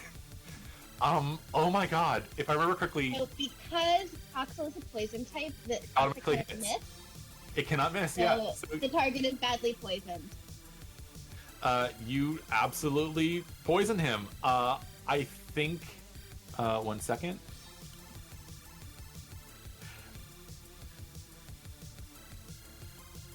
Pardon me there, guys. Sorry. So yeah, I think the way this works is Squiggles had been just sitting there licking and nomming on this guy, and their tongue power is just no, this fabric will not interfere with me. And you just makes a little tear, and then he's like, yeah. He just hawks a big old purple loogie, and this guy's like, oh God, that's gross. Oh. He is currently poisoned, confused, and he was paralyzed. Oh my God. The status affliction team on this. It is now Vespa Queen's turn. they're going after the pink-haired one because they were told to go after the pink-haired one. And they are going to use the move Fury Swipes. So Fury Swipes is I roll a d8. I got a 6. I believe that hits 4 times. So 3 times 4. Ooh, hot damn. Ready.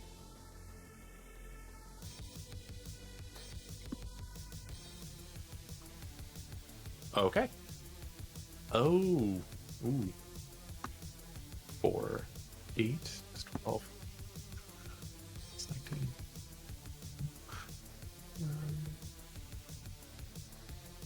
Kimi, what is your physical defense? Physical defense is 10. 10? Mm-hmm. 1 second as I do the math for you. Do. Thank you. I'm too gay to do math.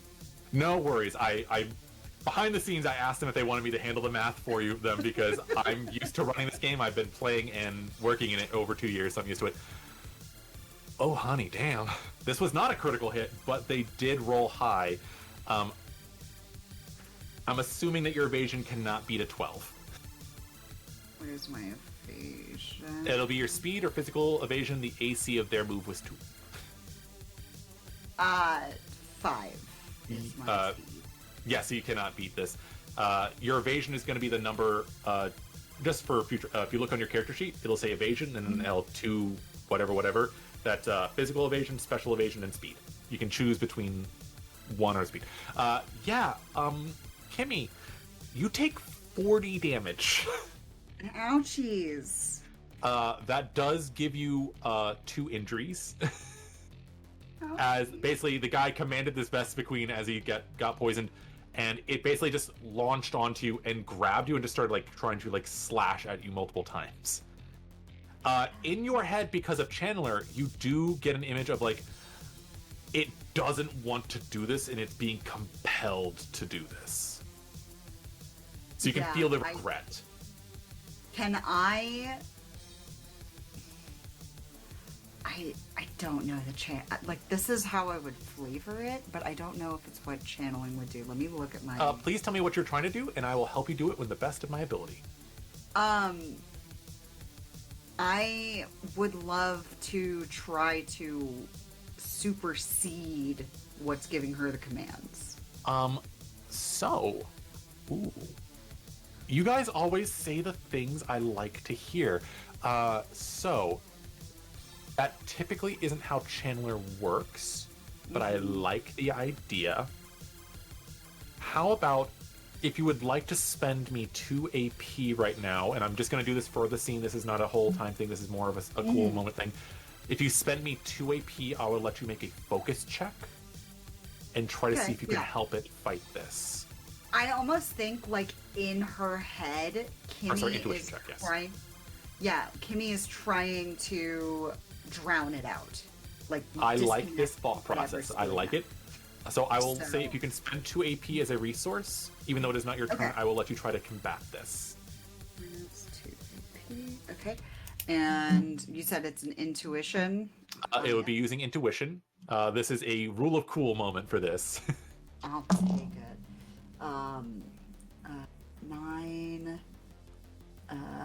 9, 13, 14 plus... It's just straight. Okay. Do you want to spend an AP? How many do I have left at this point? Let me see. So, fun fact, it is on your character sheet. If you look at the top of your combat section, it'll be on the very top. Let's see. You spent 1 earlier, you just spent 2, so you should have 2. Okay, yes. I have 2 more. Yes, let's do it. The AC was 15. Hell yeah. Excellent. That's I will always take a, hey, you just...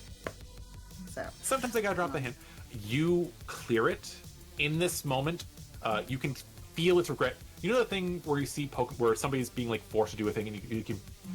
Yeah. McQueen cannot cry, but you can feel the emotional tear through it. You can feel its earnest communication of it regrets what it had to do.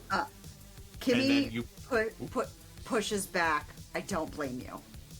So she doesn't. I think the earnest acceptance that it was not being blamed is what helped it push, because I was expecting more anger.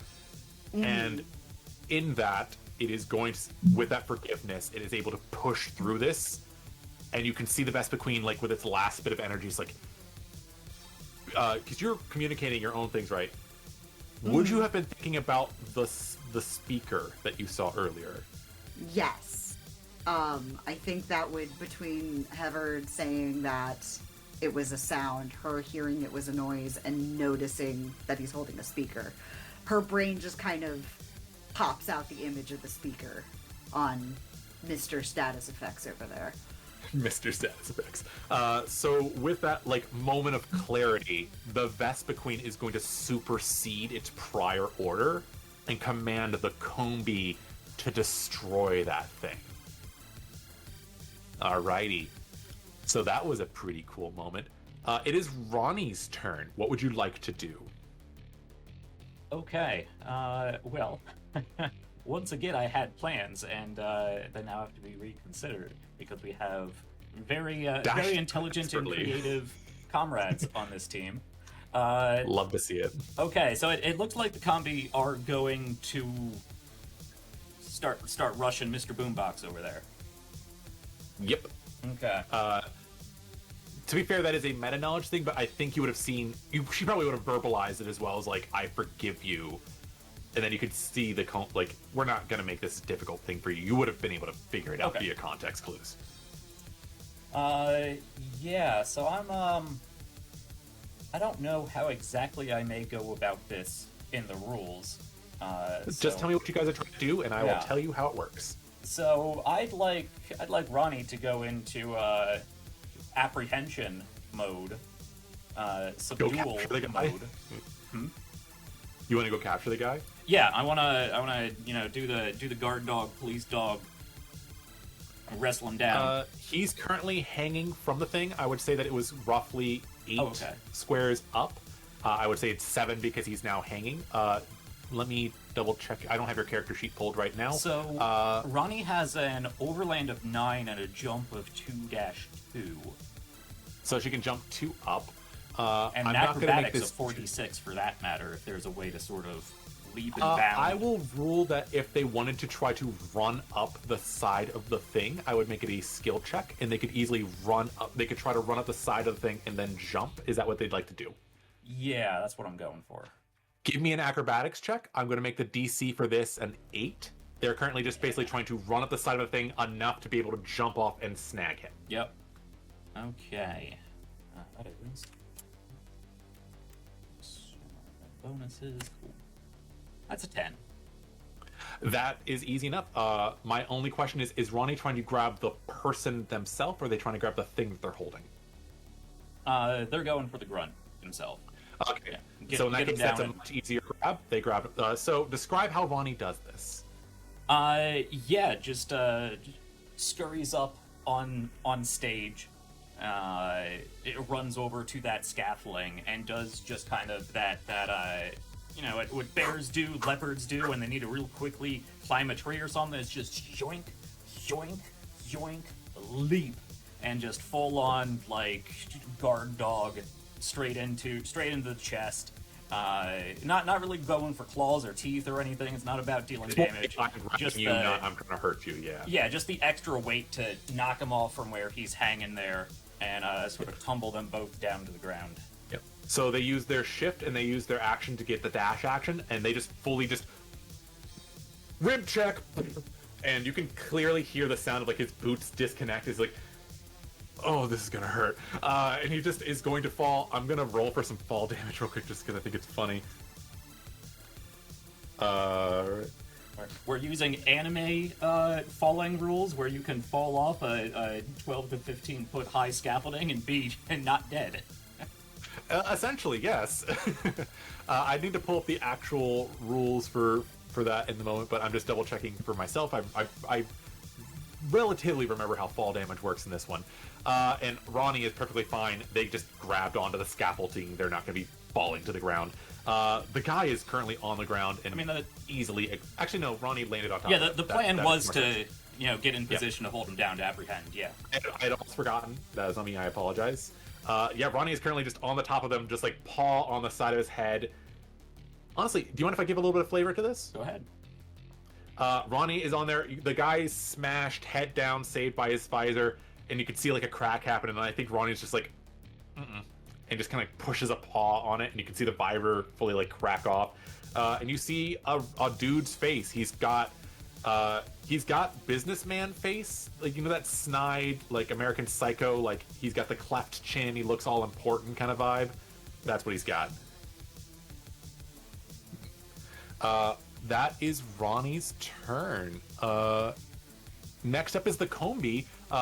Earlier, I had said that they had lost an initiative. I'm going to retroactively pull that because you guys are giving them the action. Does that seem fair to you guys?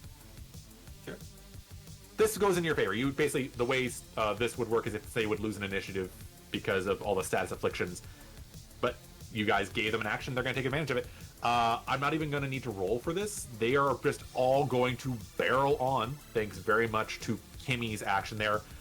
You see just all the Combi attack this speaker. It's just... they're hitting it with all sorts of, like, wind gusts and all that, and this is a detriment because I was hoping you guys might have gotten this to research it, but they completely pummel this thing into smithereens.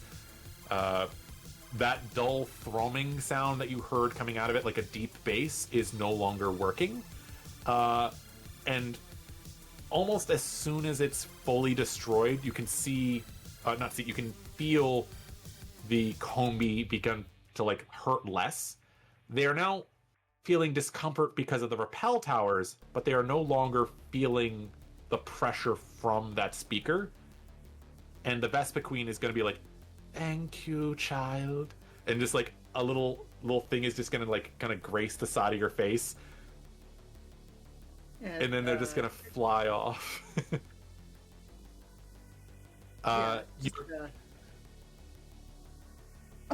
She's like, oh, that worked.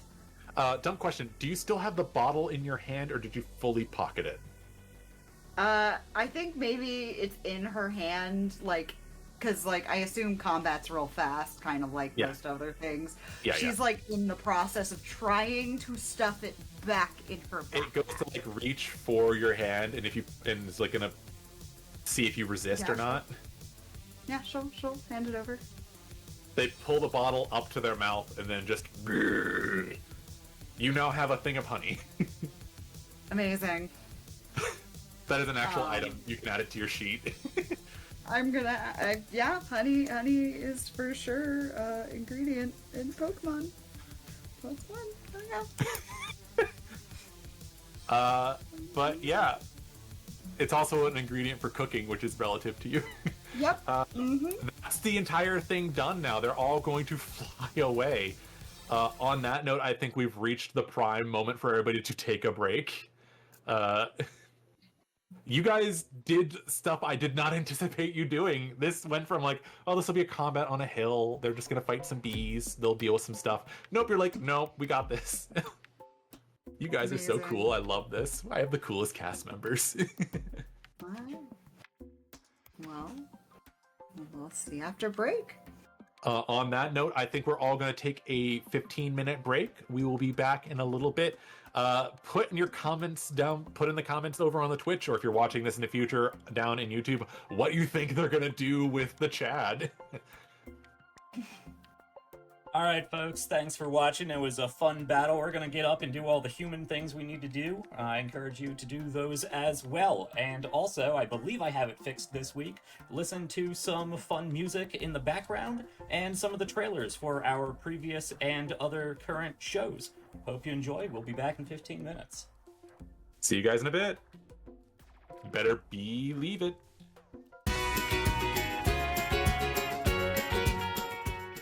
Hello, folks. We are back for more Harmony Road, a Pokemon Tabletop United story.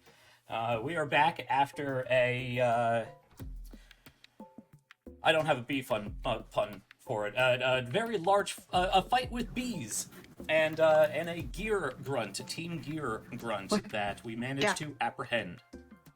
I'm surprised you don't have a stinger for this. Unbelievable fight. There we go. That's that. I was reaching for it and it just wasn't there. Yep. An unbelievable fight. All right. Well, I think we are all standing around the stage. Ronnie, my Absol, on top of this guy, this gear grunt, and I You will currently throw have it. a confused and poisoned team grunt. Right. The poison effect is still happening, by the way. Yeah, we might want to deal with that.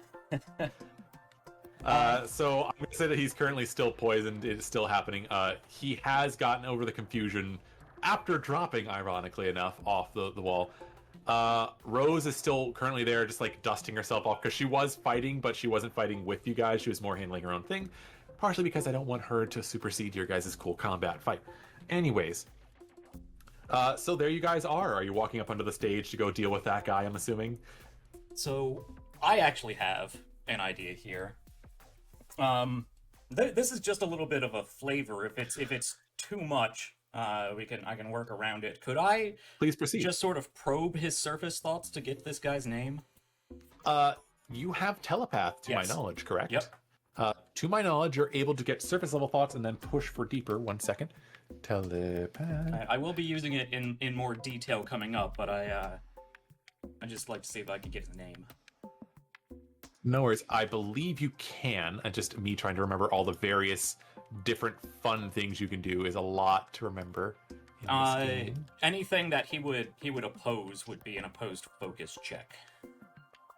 I'm going to say that in the rule of cool matter, you can probably get his name off the thing.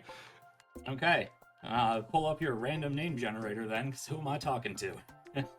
Oh, I don't have a random name generator for this. I already know his name. All right. His name is Jonathan Lockwick. Lockwith. Wick. Lock. Lock and wick. Wick All like right. candle. Gotcha. So I'm gonna stroll up on stage. Just give Ronnie a quick pat, lean down, sort of grab him by the collar of his fancy uniform there, and just prop him up against the side of the scaffolding.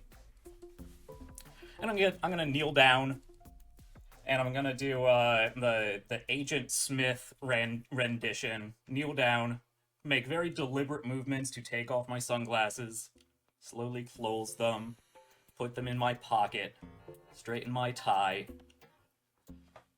Mr. Lockwick, we're going to have a bit of a discussion now. And I'm gonna reach out and start mind melding with him. Mind melding. Alrighty, so 11 seconds I pull up the thing. That was a rule of cool deal. Unwilling targets and targets that are unaware automatically resist the telepathy attempt, and the user and target roll opposed focus check. So go ahead and give me a focus check, please. Okay.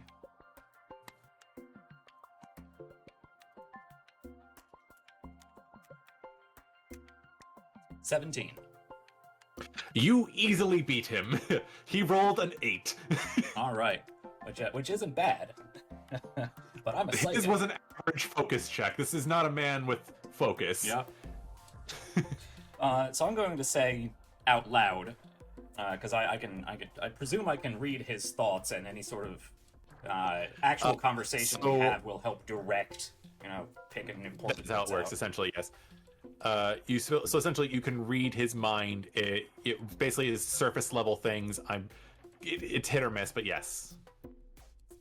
So I will just say out loud, Mr. Lockwick, you have made my two lady friends here quite upset, and that makes me quite upset. So I think you have some apologies to make. Okay.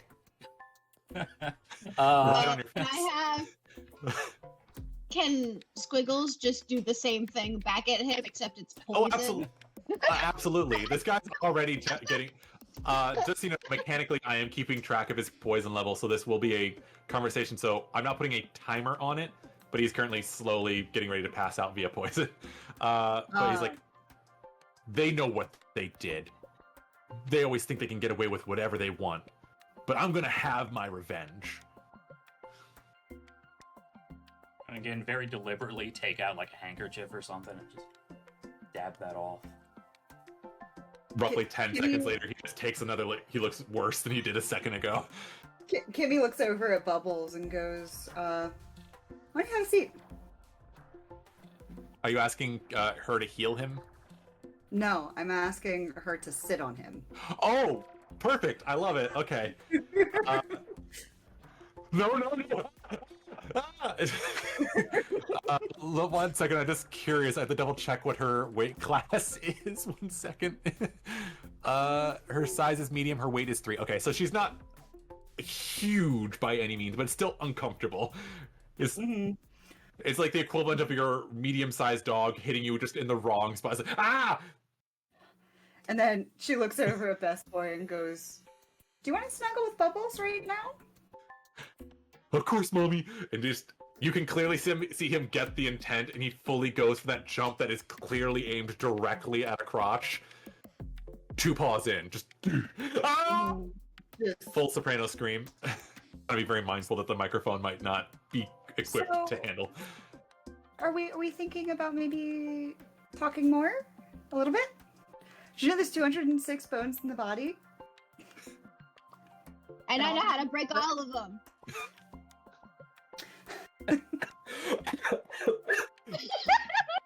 You broke the DM. The idea of a sweet pink-haired nurse being like, there's 206 bones in the body, and then just a 14-year-old just shoving their way through going, and I know how to break all of them, is just hilarious to me. Kimi is going to like behind. Apparently she's very protective of Eris now at this point. Mom friend, and just kind of claps Eris on the shoulders as she like bursts through to this cuddle puddle that is being forced upon this man, and Kimi pats her on the shoulder and goes, "The crib reform plate only takes 4 pounds of pressure to break. Do you remember where that one is?" And then she points inside her nose.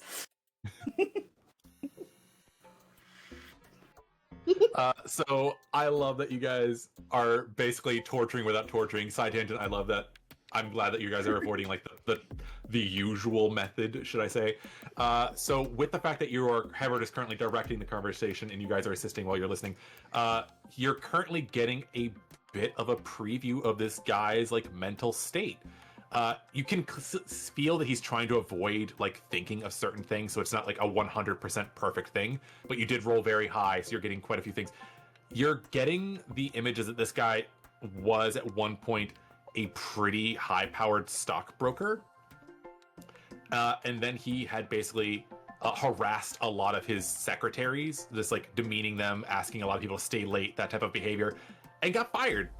And then heard about a group that was basically offering people ways of getting revenge for a little bit of labor. Team Gear.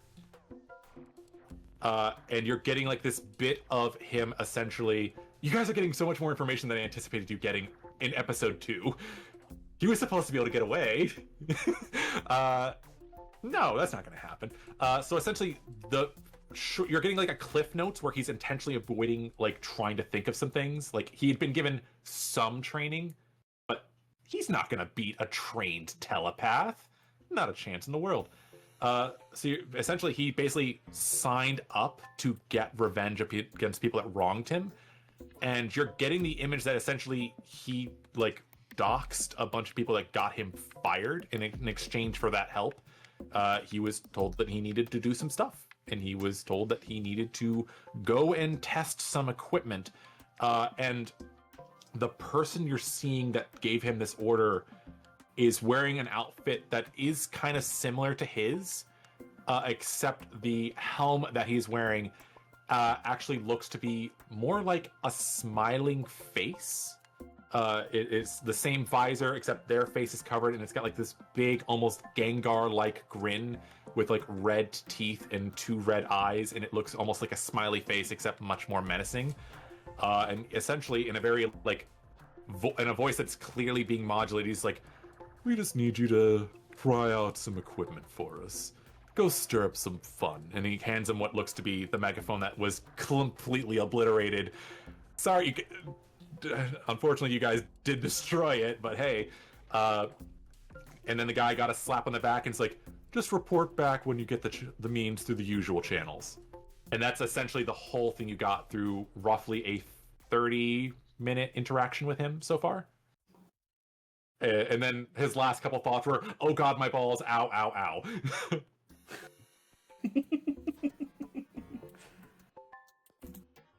Comboing telepathic skills. This is why people need certain abilities. Fun fact: he was also thinking, "I thought my helmet would protect me." The fact that the Absol destroyed the helmet prevented the ability that the helmet would have had, which would have prevented his mind being read. Fun. Oh, I can pick that up? The helmet is completely just like the helmet is broken, but you pick up that like their helmets normally would prevent their minds being read. Okay. There's an ability called Mind Lock that some things can have either as an ability or an equipment item. This helmet had that, but Absol smashed it. All right.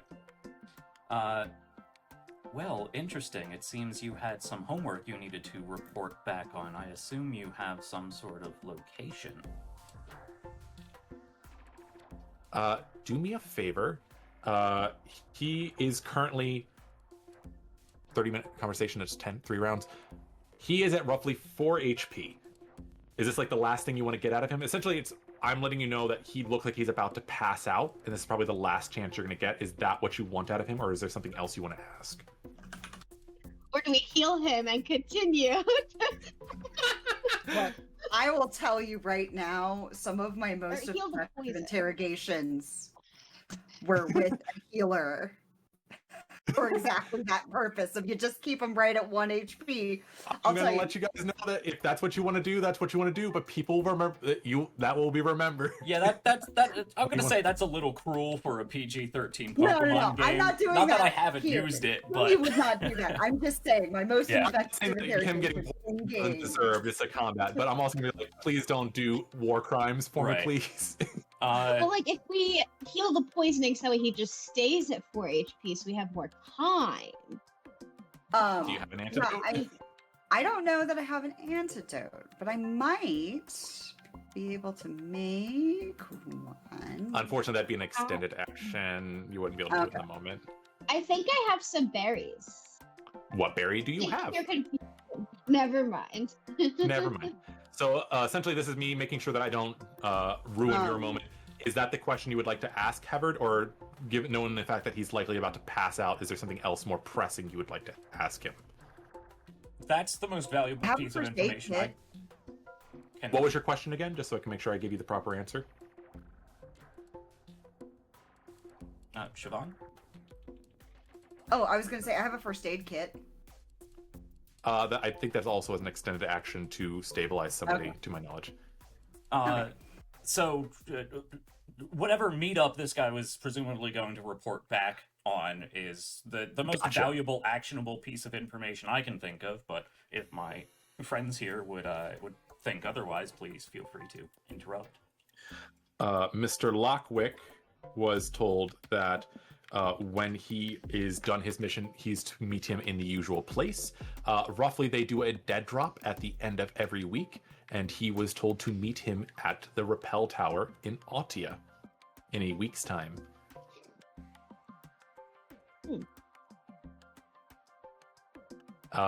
So you basically, he's like, I ain't telling you nothing, and then you obviously immediately get meet up at the dead drop at the Rappel Tower, this Rappel Tower here, I ain't telling you nothing. And then he passes out, smug in the thought that he thought he didn't tell you anything. I'm just giving him a little. I'm gonna take his helmet off. Give him a little pat on the head. And shove that in my before backpack. I forget, just because I don't want to forget anything, you guys get some stuff. I'm assuming you're gonna take off his stuff, right? I mean, we're not gonna strip him to the his police. birthday suit, but No. He's obviously clearly wearing like underwear and stuff, but like I'm gonna let you know the suit that he's wearing is mostly like an outfit that's supposed to like protect him. It's also been slightly destroyed because it's been licked through and stuff. So do you want the destroyed stuff as well, or do you just want the stuff that's currently functioning? Just so I can clarify. Edward's most interested in the helmet and the boombox. He knows they're both broken, but that's what he cares about. That's what I'm checking. So if you want to mark down that you have destroyed objects, you currently have destroyed megaphone and destroyed helm. Team gear helm. His boots are still functional. Those are magnetic boots. They basically give you the wall climb ability, but only on metal surfaces. That's pretty cool. There is I could use also so much one other thing. chaos with one of those. So if you want to take that, you can as well. Obviously, he has his Pokemon Ball, but to be clear, it is like the greatest taboo to take somebody's Pokemon. But there is one other bit of equipment on him. He has a strange case on his ball. Like, you guys have seen the balls that let you use stickers to like make effects when you summon when you reveal Pokemon. But he has a rather unusual case on his Pokeball that comes off if you try. I'll try. You take off the case. To take off the case, yeah. You take off the case. You get what looks to be it's clear but opaque. Like, obviously it's clear, but it's an opaque case that looks like it would go over a Pokeball, and it has like various little bits of circuitry and like wires to it, and it looks to have like a clamp on it that would go over on the front. But it is unknown to you. You would have to do some sort of studying or research to figure this out, unless somebody here is good at technology to try to figure it out. Honey. Sorry, I have a little bit of technological knowledge. Do you want me to take a look at it? My If you want iPad to. kid vibes. If you want to. Yeah, is that a roll? That'd be a tech edu check if you want to kind of try to suss out what this thing might be. 46. I only have a little bit of tech ed, guys. Just a little. Just a little. 2 plus 2, 4, 5, 6, 7. Your wild child is just sitting there with a laptop. 11. Well, the DC to figure out what this was an 8, so yeah, you smash that. This is a lock case. If you have this attached to a Pokeball that you're trying to catch a Pokemon with, it gives a +2 bonus to the catch. But if the catch fails, it breaks. So if you just want to add down into your equipment that you have a lock case and just put down +2 bonus to catch, breaks on a failure. Yoink. Yoink.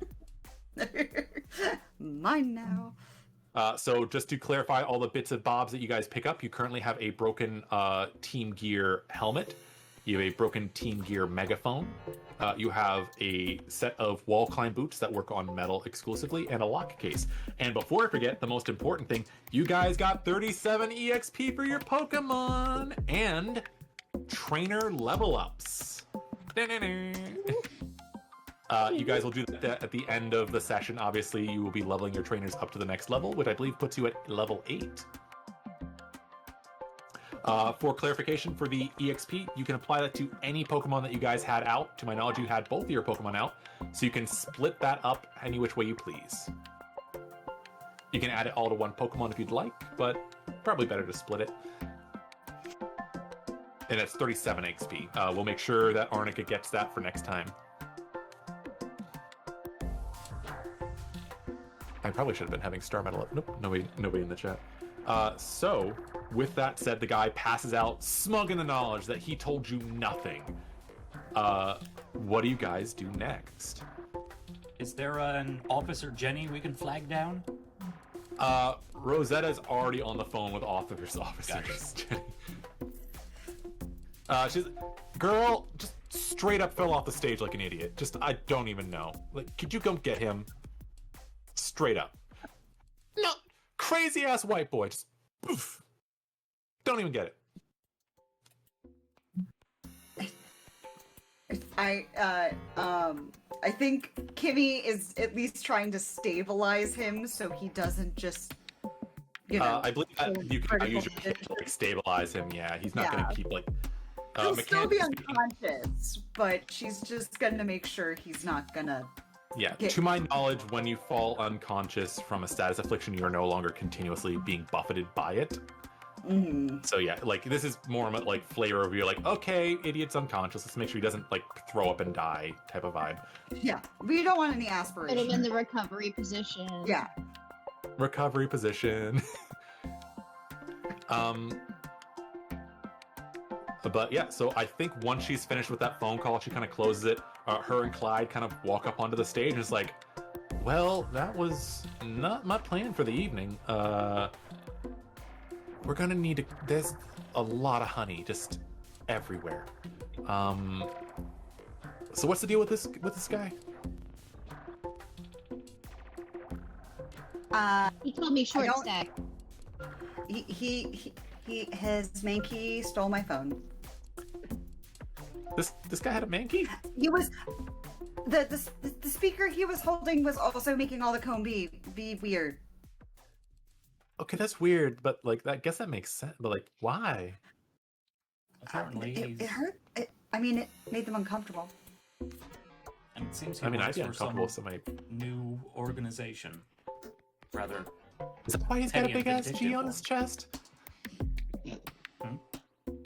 Is that why he's got a big ass G on his chest?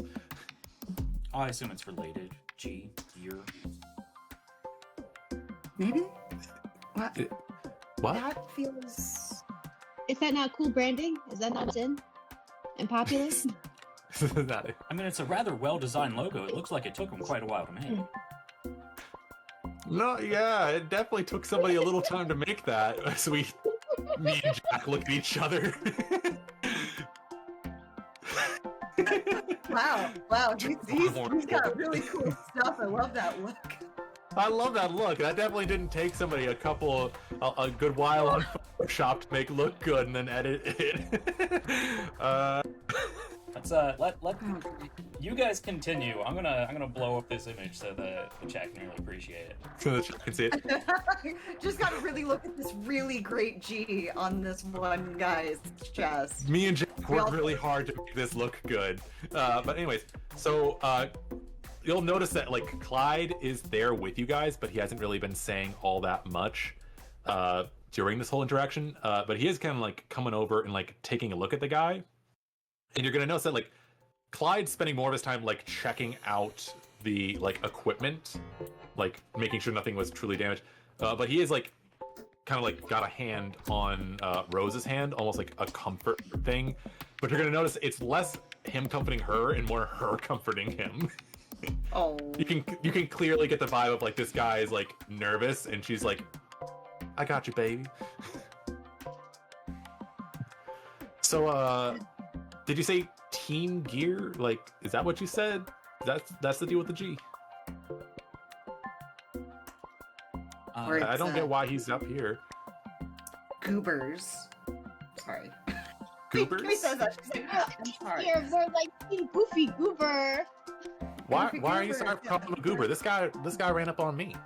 He ran up on us. By the way, girl, you got a little bit of something in your hair. Like, I know it's pink, but you got some extra pink in there. You go to like wipe, and it's just like a lot of like that pink goo from earlier that they sprayed on you, just still on you. Wow. I need a shower. Well, if you want, you guys can join me in the... Oh, hey, Auntie! And you guys see Professor Maple, like, coming from behind the stage now. And, like, what looks to be, like, a side area. It's like, are they gone? I don't like bees. I'm like... I know I'm supposed to love all of Arceus's creatures, but, like, bees, I don't play.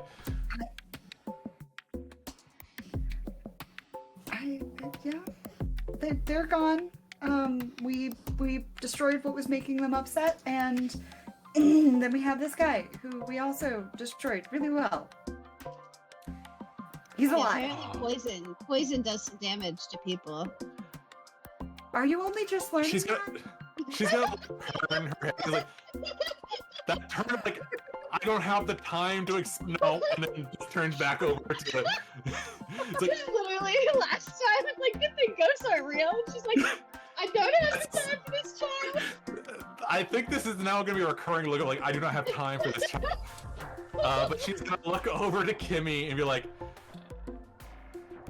you need to set that child right, because I can't. I can't with that. I need so much time to do that. I'm in my gap year. I have to go back to school. Wait. Were you in my You were in my Pokemon breeding class last semester, weren't you? I was. I was doing an exchange program from Eris. I don't know if you. Weren't you the one asking what would happen if you tried to put a skitty with a Wailord? I was just concerned if that was possible.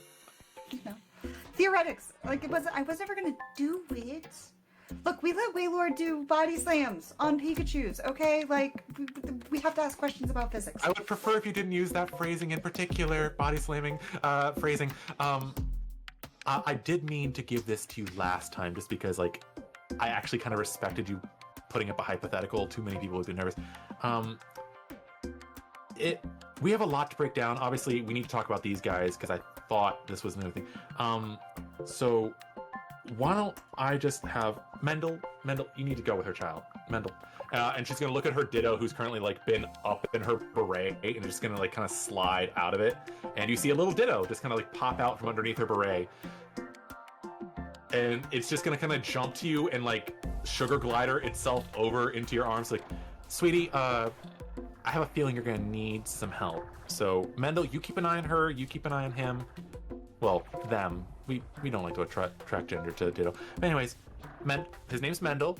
He's a good egg. He's great with eggs. Take care of him.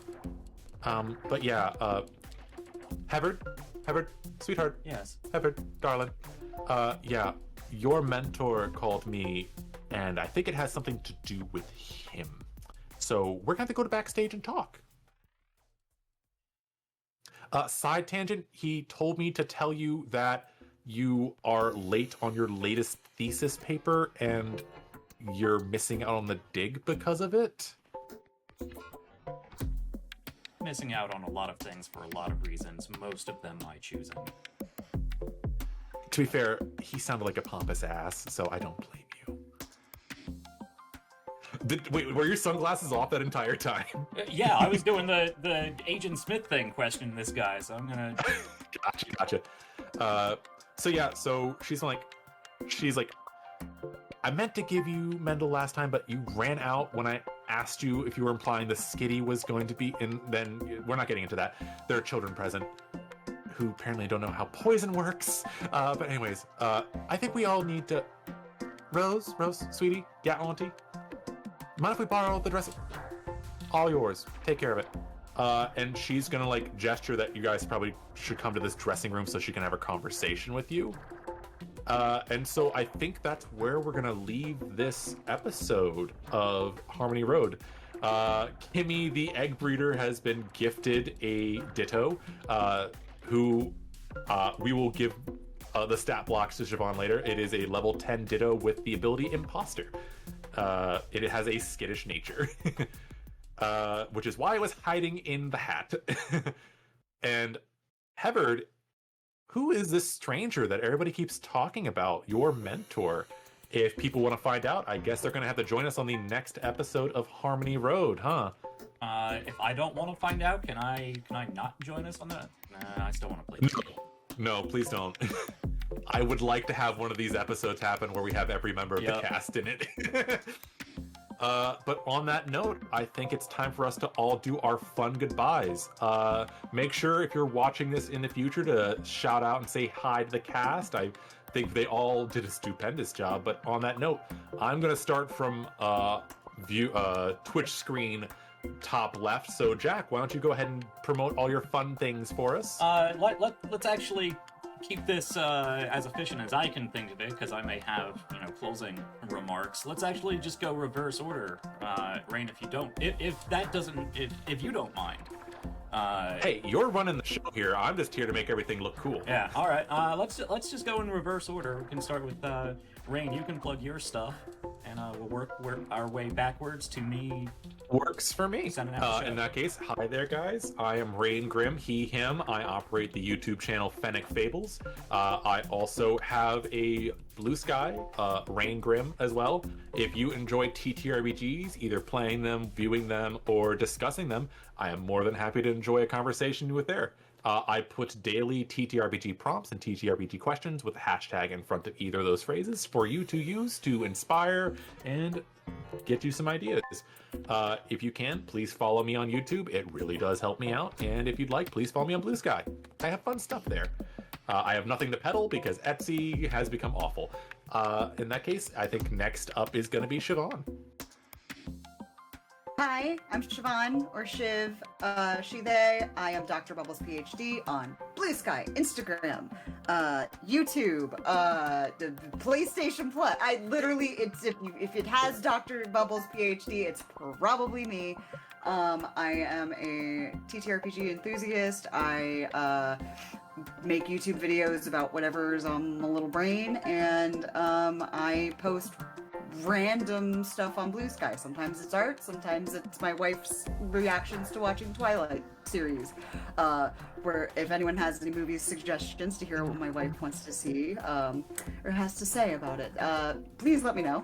And yeah, YouTube is always good to give me a follow, and I will go ahead and popcorn over to Honey. Hi, I'm Melissa, or Honeybee. My link tree is like Honeybee can read. I'm all over the internet. I'm also part of a different Pokemon TTRPG podcast. So anywhere you get podcasts, it's Dunsparce and Grandpa.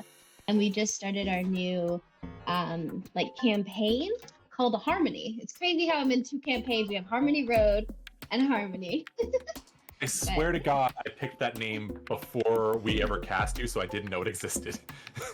No, and that's fine. And we picked Harmony. Like, we didn't announce that we were doing Harmony for our thing, a while ago. We picked it out, when we recorded our finale. It's a good name. It's just a good name. Yeah. It's good vibes. It's good vibes. And that is Dunsparce and Drampa, guys. Make sure you check it out. They're fun. All right, and that is our wonderful cast. I will do a quick plug. You can go and find Arnica over on Blue Sky as well. Check out what she has going on, and hopefully she will be back next week so we can get the whole cast in. And I think we're really gonna play well off of each other. I think the Venn diagrams overlapped really well, but I'm looking for that complete circle of having us all on the same screen. I had a lot of fun playing Hevard Hart tonight. I think his character is developing more now that gremlins didn't invade my brain and my computer. It did not help you last. It really doesn't. You were so stressed. Yeah. But tonight was super fun. Thank you, Rayne, for another wonderful show. Thank you, Melissa and Siobhan, for just really hamming it up out there. I love it. It was a really fun time. Obviously, you already know where you can find me because you're watching, either here live on twitch.tv/Starmetal Productions, or in the future, or my future, which is being recorded now in your past. Over on YouTube, also Starmetal Productions. Yep, wibbly wobbly, timey-wimey stuff. Yeah, otherwise, you can go check out other shows on the channel. We're still ramping up our show list. You may have seen some of them in the intermission, so you can head over to our YouTube and also follow along with Undead Cowboys versus Aliens. Not aliens, zombies. Undead Cowboys versus zombies, though aliens could be another fun. I was gonna say. Yeah, that'd be Tossing some. I'll join in. Yeah. Might suggest that to Tal Woodblaze, one of our partners here at Starmetal Productions and creator of Undead Cowboys versus Werewolves. We might need to do a little bit of a spin-off there. And also, at its core, a game of Substratum Protocol by Pandian Games. And hopefully much more to come, especially if you like what we're doing. Hang out and chat, drop some messages in the Discord, press all the thumbs up and the stars and the subscribes and everything you can afford to do. It really helps us out and lets the AI overlords know that we exist and help other people know that we exist. Thank you all for watching tonight. Have something to add? Don't forget, side tangent before I forget, Yeah. don't forget, if you join my channel Discord, there's also a entire chat devoted just to talking about ideas, plans, and future I don't want to say spoilers, but basically theory crafting about where the show is going to go. Join in there. I do drop in and say people might be on the ticket, but I cannot confirm things. But it is fun if you want to talk about the show. And if you want us to do funny, funky little things with points, tell your friends. If we get enough people in the chat spending bits and bobs, we will definitely put things that you guys can spend bits and bobs on. It's on the to-do list. As the channel grows, we're going to get more fun stuff, and I think we're going to have more fun stuff just for this show next week. Anyway, yes, because people were asking about it, this is Pokemon Tabletop United. You can just type that into Google, it'll pop right on up. A lot of wonderful resources over there, and our wonderful GM Rayne Grimm here on his Fennec Fables YouTube has put together some wonderful tutorial videos that helped all of us, I believe, make our characters. So if you're interested in playing the game, go check out those resources because they really helped you. I think that is all we have for tonight. Thank you all for watching. Stop by here again next week at 8 p.m. EDT, Starmetal Productions. And go tell some folks if you enjoyed the show. Happy time zone, everybody, and good night. Bye.